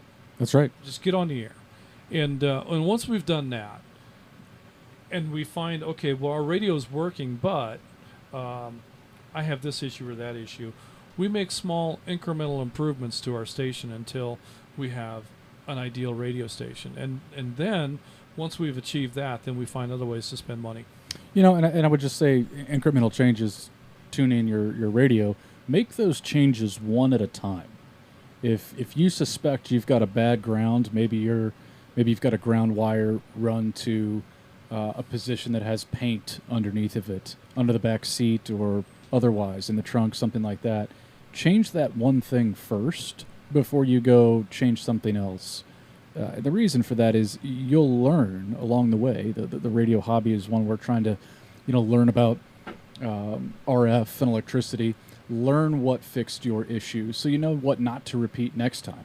If you go to do another install or change out your equipment or you get a new car in that particular case, change one thing at a time until you find what works. That's a piece of advice I wish the technicians on the railroad could learn. You want me to have a chat with them? Oh my One golly. thing at a time. One thing at a time. You change out 4 things and all of a sudden it works, but we don't know why. Which one fixed it? Yeah. So. Well, good luck on your install, Colton. Yeah, definitely. All right, with that, let's move on to Chattanooga 260 Colt in Dalton. Colt, do you have any radio tools you'd like to talk about? Do you have any questions for tonight's net? This is Chattanooga 260 WSTM 494 from downtown Dalton, Georgia. I tell you, I originally went to film school, and we had something from the film industry that we called gaff tape or gaffer's tape. Yep. It's basically duct tape that doesn't leave a residue. It's a short-term thing. I tell you, there's been a couple times where I haven't had the right connectors and I've had to make something work. So gaffer's tape and a good pair of like wire strippers. That goes a long way. Because you want to do something temporarily. Hey, I need to get a coax cable. I need to get it to fix. I need to make something work for tonight or for tomorrow until something else comes in. I can recrimp a cable. Putting gaff tape on that item will not leave a residue, will not ruin your cable. You don't have to worry about being sticky. And a good pair of wire cutters and wire crimpers and strippers. Chattanooga 260 from WSTM 494 from downtown Dalton. I'll be clear. Well, that's a great tip. Gaff tape is something that we do keep in Vanguard for occasions where we have need to protect wires or we need to make a temporary mount of some sort. Gaff tape is great for that. It's expensive though, so you want to be sure that you don't want to give it to some guy who's going to run out 20 and 30 foot lengths of it for nothing. It's not cheap. In fact, duct tape can be a lot cheaper, and that's not cheap anymore either. No, but no, it's not. Duct tape is one of those things that you just really won't find around here. I've never been a duct tape kind of a guy. We've got to fix it better than duct tape. Zip ties, that's my crutch. I use too many zip ties. You like zip ties? I do like zip ties. Yeah. They're cheap and these Velcro zip ties that aren't zip ties that we use all over this place. Well, Velcro these is Velcro wraps. Velcro is what the world is made of. My world, anyway. Love Velcro. I buy a lot of Velcro wraps. In fact, on the microphones, on the cameras, there's Velcro on. There's probably not a piece of wire in Vanguard that doesn't have Velcro on it somewhere. And in fact, there's so much of it laying around that Gary finds it just randomly on his desk. So right here. Yeah, and there's another piece just randomly laying about because I probably meant to use it and just haven't gotten to it yet. But trust me, Too funny. It'll find a place. I agree with the gaff tape. It's good multi-purpose. Good to have a roll of that around. And a simple set of wire strippers, crimpers, combination units, a good tool to have. One of the two things that we use the most on the railroad, and that is a pair of linesman's pliers and a terminal wrench, which is like a 1/2-inch nut driver. The terminal wrenches that we have are very, very deep. They're 3 inches deep because we have posts that'll have 6 or 7 nuts on them sometimes, and it's the 4th nut in that needs to be dealt with. So we use the terminal wrench quite a lot, and then the linesman pliers is everything else. So that's kind of the linesman's pliers is kind of the Leatherman of the railroad. Yeah, All right, well, good stuff, Colt. Thanks for those ideas, and I think those are good suggestions. Atlanta 194, Scott in Atlanta. Do you have any radio tools you'd like to talk about, or any questions for the net?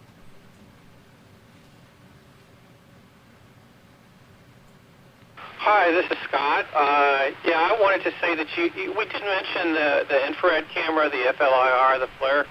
I have one of those, and I agree with that's a really good thing to have, that you can tell kind of which components of your electronics are using more power and which are using less power.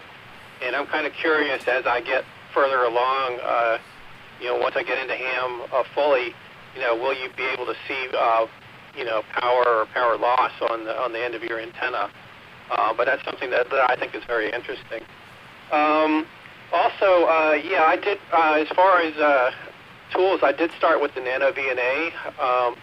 I had, I guess, some advice if you're just starting out with the Nano VNA. That is a device for tuning your antenna.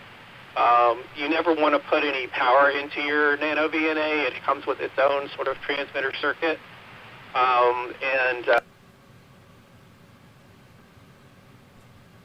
Okay, it sounds like I timed out. You never want to put any transmit power into it. It's got its own transmitter, and if you want to set it up, when you're first starting out with it, if you want to measure SWR, you would want to do that very simply. Kind of turn off all the extra traces, turn off the Smith chart if you're not using that, and just focus on the SWR if that's all you want. I will recommend, stand by for break. I will recommend, there is a channel on YouTube called The Smoking Ape. It is, The Smoking Ape is about ham radio, but it's, a lot of the principles are also applicable to GMRS. I think that's a very good channel. It's something I will recommend. I'll send it back to net control at this point.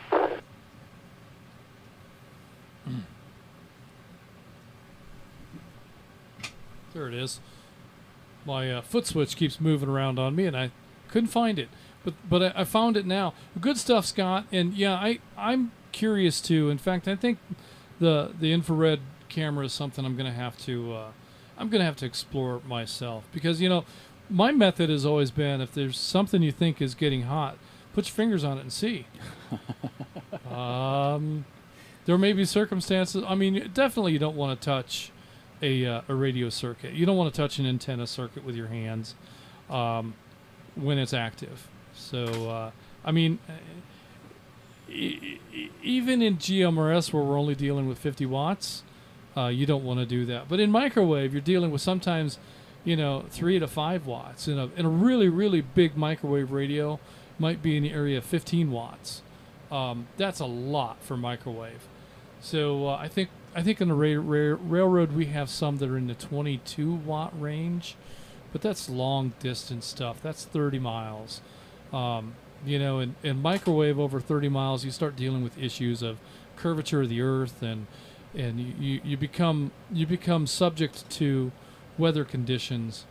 So that's too far, really, in most cases for microwave. Even at 15 watts, you don't want to be putting your hands on those coax, those connectors, while that while that radio is transmitting.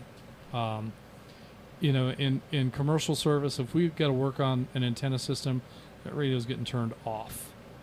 That radio is not going to be operational while anybody is putting hands on any parts of that antenna circuit. So I'd be curious to see if a FLIR would show high resistance in a connection somewhere, and that could be the reason why you have an SWR issue. You might be able to see it without ever seeing the SWR. So I don't know that I've ever, I tell you, I've never put my hands on an antenna while it's transmitting. So I don't know that there's any heat that you would see with a FLIR, but potentially there could be. And if there were heat, that would likely indicate maybe a tuning issue. So I'm curious as to what that would, what all that would mean. But yeah, I think that Shannon is on to something with the FLIR. I think that's probably a good tool to have, and maybe one of the next acquisitions that I'll make. So good stuff, Scott. Next on the list, we have Atlanta 403. Bobby is at the Vortex. What'd you have for dinner, Bobby? Shish kebab night. They were great. I had like 6 of them. They were outstanding. Solid. Oh, that's solid. All right. Well, that's the other thing about radio. I think probably one of the most important tools that any of us have is a way to prepare food. Because, it all boils down to getting together, having a good time with one another, either on the air or off the air, remote or in person. But one way or another, it always revolves around food. And I think that's very important. It's a very human thing for us to do. It's a very social function. And that's very cool that you're able to get together with Joe on a regular basis and enjoy the Vortex and the camaraderie that goes on over there. So good stuff. Bobby, did you have anything related to tonight's topic? Well, it's excellent topic. You did a great job on it tonight, and when you're ready to retire that rig expert, you know who to talk to for that, because that's one of the few tools in my toolbox that I don't have, but, it's kind of pricey. And you were talking about a hammer before, and I was always told if it can't be fixed with a hammer, it cannot be fixed.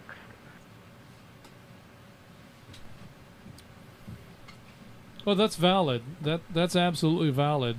The thing is, if you fix it with a hammer, it will work as it is expected to when you're done. So that I think is the humorous take that I have on fix it with a hammer. If you got to fix it with a hammer, you Yeah. fixed it once and for all. And once it's fixed, it's done. Yeah. That's good. All right. Well, speaking of once it's fixed, we have Atlanta 250. Dana is fixed high atop Mount Olympus. Installed, we might say.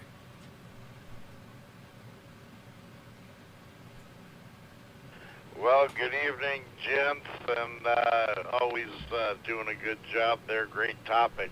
The only thing I can say is I have accumulated over time the various tools that Tim McDonough 22 spoke of, and probably, I have more than one dummy load. I have definitely more than one SureCom. Let me break. But what I find most important, and you all have seen pretty much my setup here, is I have six radios that are set up and ready to run. I mean, you just turn the knob and they come on. So redundancy is a great tool in itself. So if something happens to one, it doesn't mean total loss or total failure for whatever you were doing at the time, in case like you're running a net. So, and you can't, let me break. You cannot have enough coax seal. That stuff is a save-all. You don't want to spend all your time doing a job, installing an antenna, and then not have this stuff and have it rain overnight and the possibility of moisture getting into your connections. But other than that, I'll turn it back to you and see if I can't continue fixing these cable issues as far as internet. Back to you.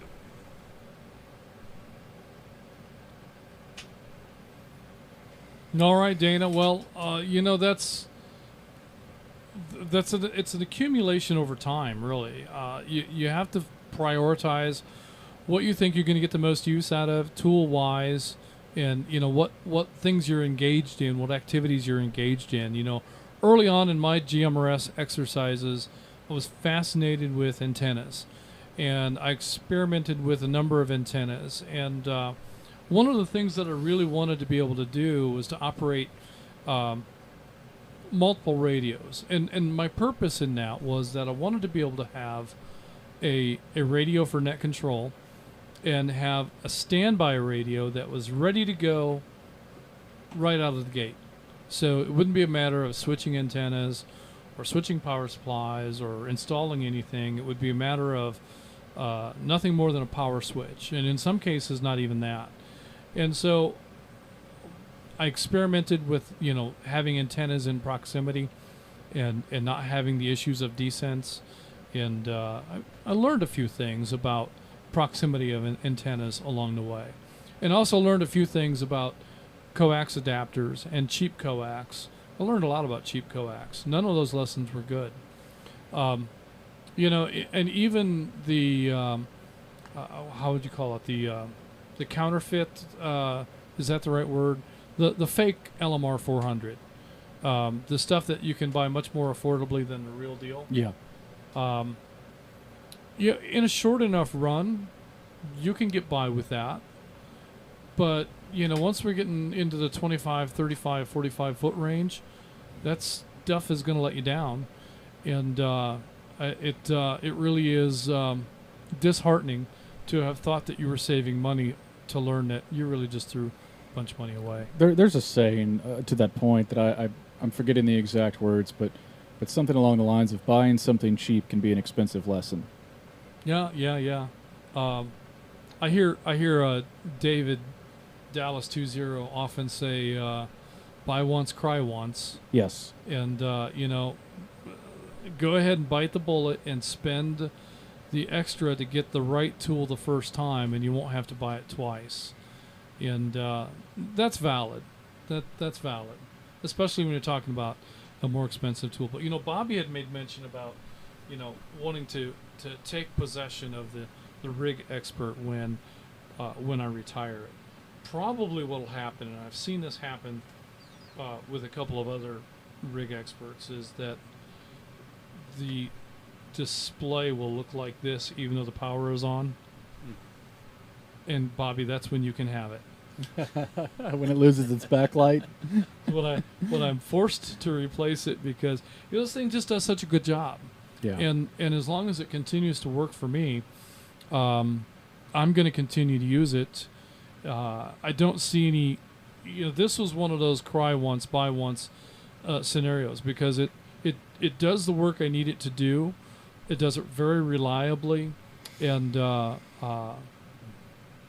once it comes to the place where it's at its end of life, and I'm forced to replace it, I will. But this guy has been gold to me. Let me break. And when you do go to repeat it. When you do go to replace it, you'll likely get another of the exact same flavor. I likely will get the updated version, which is Bluetooth whatever the new one and, is, yeah. All of that. Mr. Pete has one, and it's so convenient.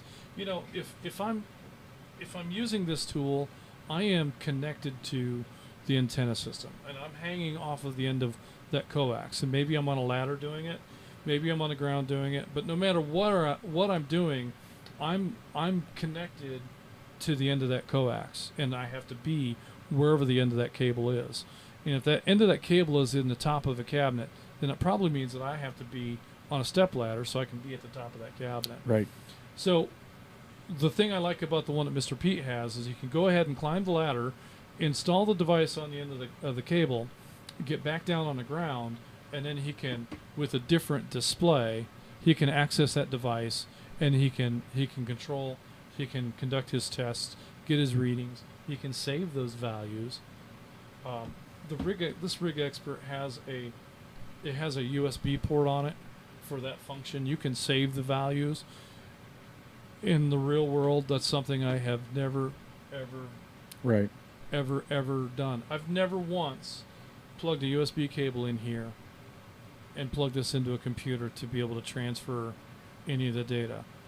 So in most instances, the data is relevant at that moment. And it's not important to me what that data is the next day or the next month or what have you. A few exceptions to that are when we did the White Oak install. I wanted to know what our base readings were at the time of the install. It's the first time that we installed a repeater without having Gary on site. So not having the boss there to validate everything that we did, I wanted to be able to record some things. And mostly what I did was I took pictures of the readings on a Rig Expert with my phone and texted those back and forth to Gary to get his validation that way, to be sure that we were in a place that we needed to be. So, and I've got one more tool here that I'd like to show and tell before we break for the evening, but let's go next to Noonan 120 Carmine in Fayetteville and see if Carmine has any tools that he'd like to talk about. And I know that Carmine has invested in, is that Messi and Poloni, that Italian coax? He's got some really high-end coax. I don't know if he bought the tools to go with it. But Carmine, when you come on, back away from your microphone just a little bit because you were blowing us out of the room here when you were on earlier. Carmine, go ahead.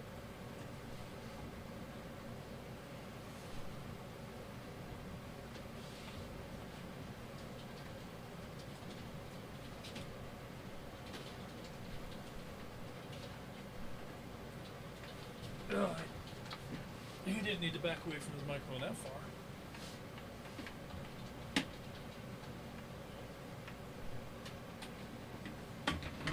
Let's put this over here. Get that out of the way.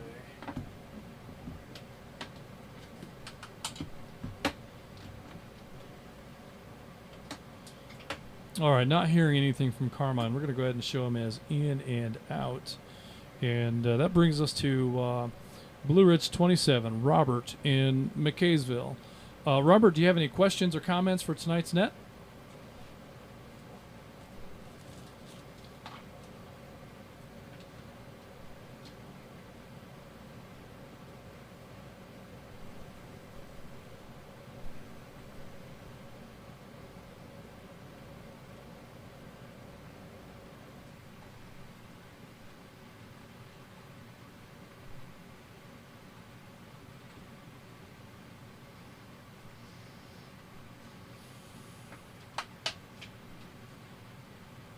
All right, not hearing anything from Robert, we're going to continue on.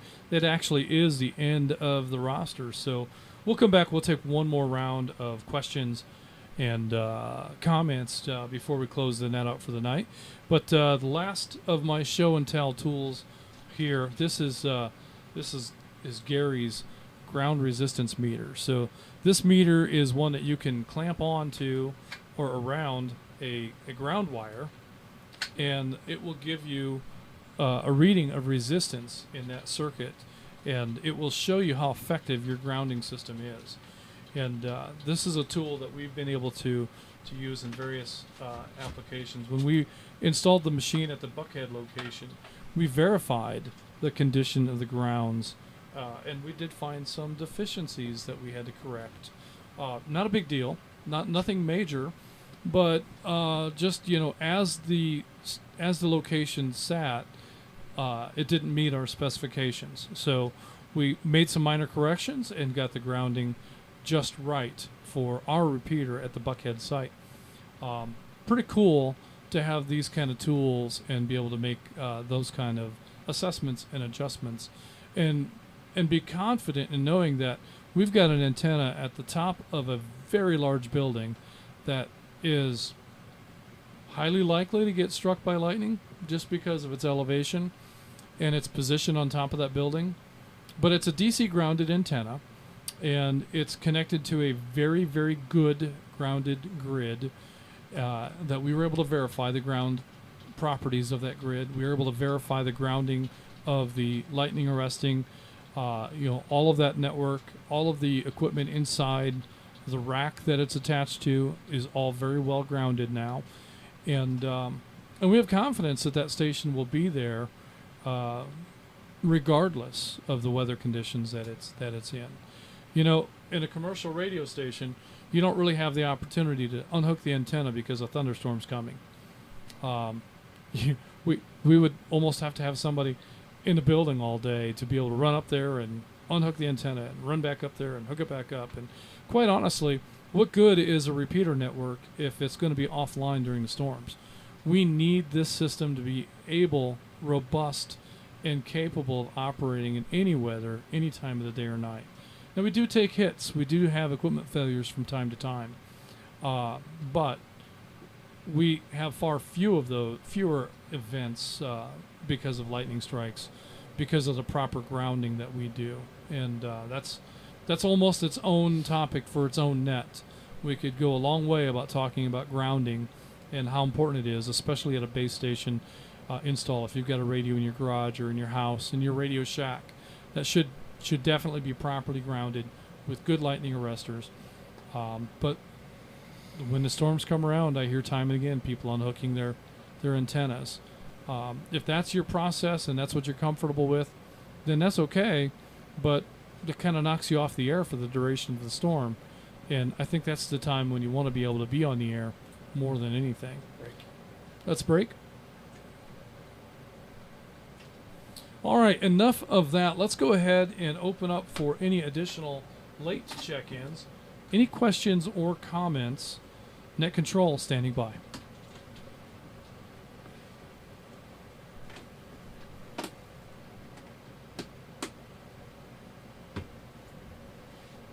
Atlanta 317 comments. 317.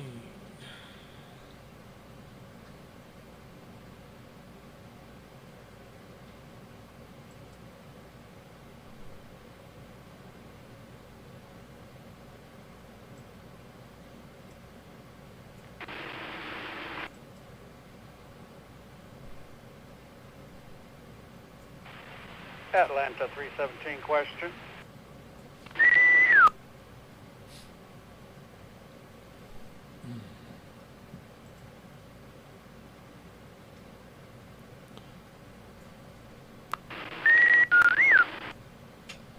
All right, just holding it open there to see if we had any other late check-ins or any other comments. But all we heard was Atlanta 317. So David, go ahead with your question and or comment.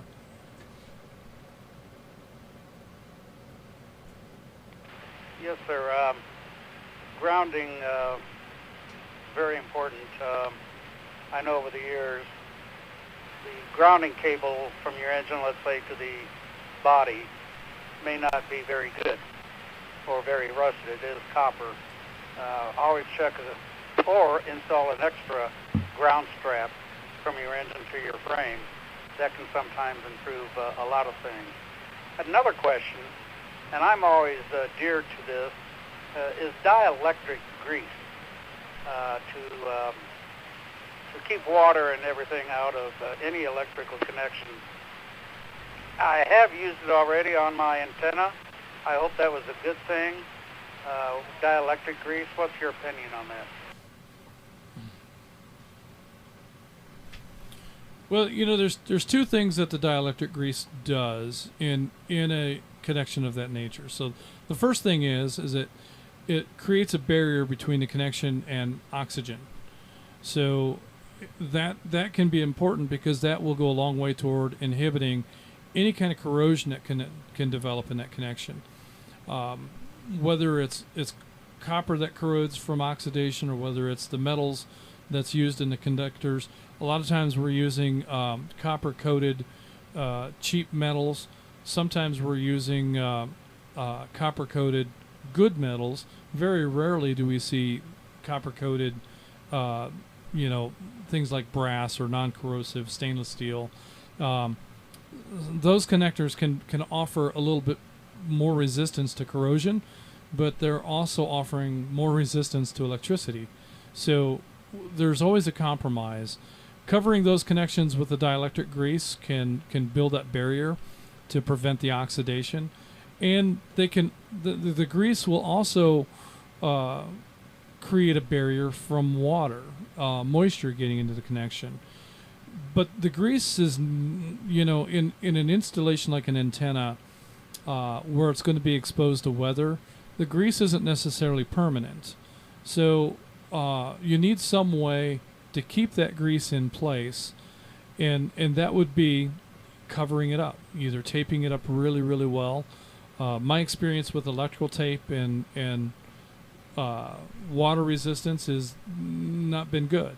If you're trying to keep a connector sealed from water, you got to do better than electrical tape, and that's where the self-vulcanizing rubber tapes come in, because they will vulcanize with the heat of the sun, and they will unitize. It'll become, you put it on by wrapping the tape around the connector, but over a period of time, that becomes one unit of rubber rather than layers of a wrap.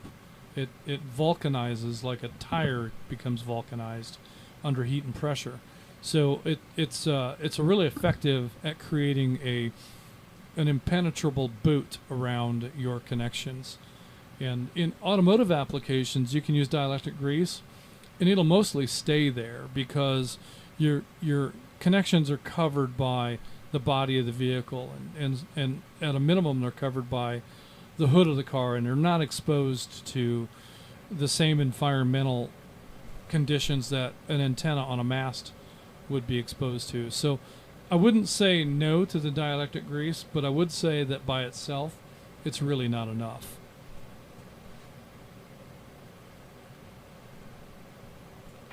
Okay, 10-4, 10-4. And then the additional ground strap that could be installed on some vehicles. So the only thing you have to be concerned about there is proper grounding is important in a number of things, and especially in modern vehicles. If you create a ground loop, or if you create a condition where you have different voltage values of ground in different parts of the vehicle, you can confuse the computers, and you can confuse the electronics, and you can create some unintended consequences. So if you're going to do such a thing, you want to be sure that you achieve the same potential, the same resistance values to the chassis as the original ground. So that might mean that you're using the same gauge of conductor, that you're using the same connection points, that you're using similar bolts and fasteners, that sort of thing, so that you don't have one ground that has a different resistance value than another ground, and then have eddy currents and various things flowing throughout the vehicle body that are not necessarily intended. Does that make sense? Yes, very much so. I understand, yeah. Too much, too long, changing the dynamics of that circuit. Yeah, I need to find me some vulcanizing tape. Thank you very much. Had a good session tonight. Thank you. Yeah, one of the brands that I've used a number of times is I think it's called F4, like the F4 Phantom. F4 self-vulcanizing tape. It's a red rubber tape. It's about 3/4 of an inch wide. You stretch it as you apply it, and that stretching action causes it to bond to itself, even though it has no adhesive on it. You can wrap it and unwrap it at the time of installation. So if you've made a wrap and you want to go back and change something, you can unwrap it. But after it's been in play for a period of time, couple days, you're not going to be able to unwrap it anymore. It'll be whatever it is. But I think that the vulcanizing tape should be your first layer, and then you should cover that up with some good quality 3M brand electrical tape. That's what I would recommend for weatherproofing your antenna connections. So I think we're there. I got to find that page because I'm not at my usual station. I think it's right here. There it is. So thanks everyone for participating this evening. We had some great discussion and learned a few things about some of the tools that we should be using, like especially the hammer. This concludes the North Georgia GMRS Regional Net. We had a total of... well, including the YouTube, 77. 77. You know what? Did I acknowledge all of our YouTube check-ins? We had about 6 sneak in there during the program. Ooh, let's go back that and I've grab logged. those We want to real grab quick. those? Yeah. Yeah, I don't want to leave those. You know, we really appreciate the YouTube check-ins, and I don't want to leave those guys out. So let's go back and grab. We have Rome 12. Mark in Rome is a YouTube check-in. Atlanta 306. George in Loganville checking in on YouTube. Noonan 89. Alex in Hogansville checking in on YouTube. Atlanta 420. William in Roswell. Rome 27. Terry in Menlo. And Chattanooga 69. The Velvet Elvis from Las Vegas, Georgia. Those are the check-ins that I missed coming in on YouTube. Thanks a lot, everyone, for hanging out with us tonight, spending the time, and giving us those views. Be sure to like and subscribe. You know, all that jazz. Were there any comments from the chat that we need to bring to the air? There was some discussion on the nano VNAs and tiny SA devices, using those to test and analyze antennas. Let's see. There was a question that I was trying to get back to. Sorry, I didn't have that pulled up.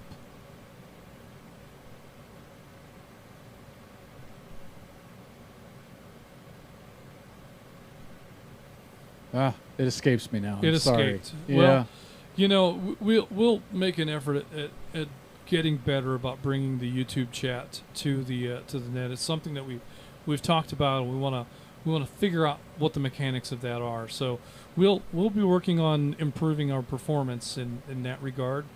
I would encourage all of our YouTube viewers to continue with the chat, and we may need another person to just monitor chats and engage with us where we are needed. So, but in any case, let me get back to my script. So, how many check-ins was it? 77. 77 chickens, including net control. We will now be returning the repeaters back to normal use. Everyone who signed in should sign out. And yeah, the like and subscribe thing. Do that, please.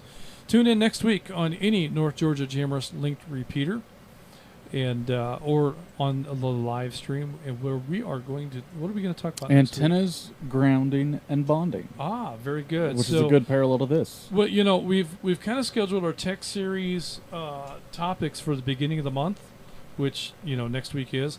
We missed our there was no net on the 18th, if you remember. That's right. Or I'm sorry, on May 1st.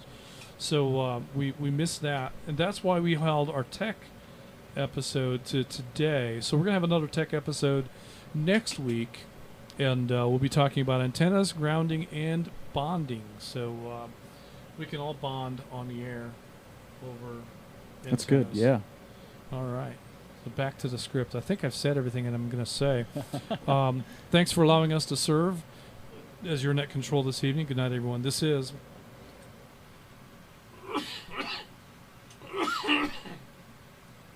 I was kind of hoping Mike would pick up right there, but oh, sorry. But Mike dropped the ball while I was busy with the cough switch. This is Atlanta 946 WQYR 514.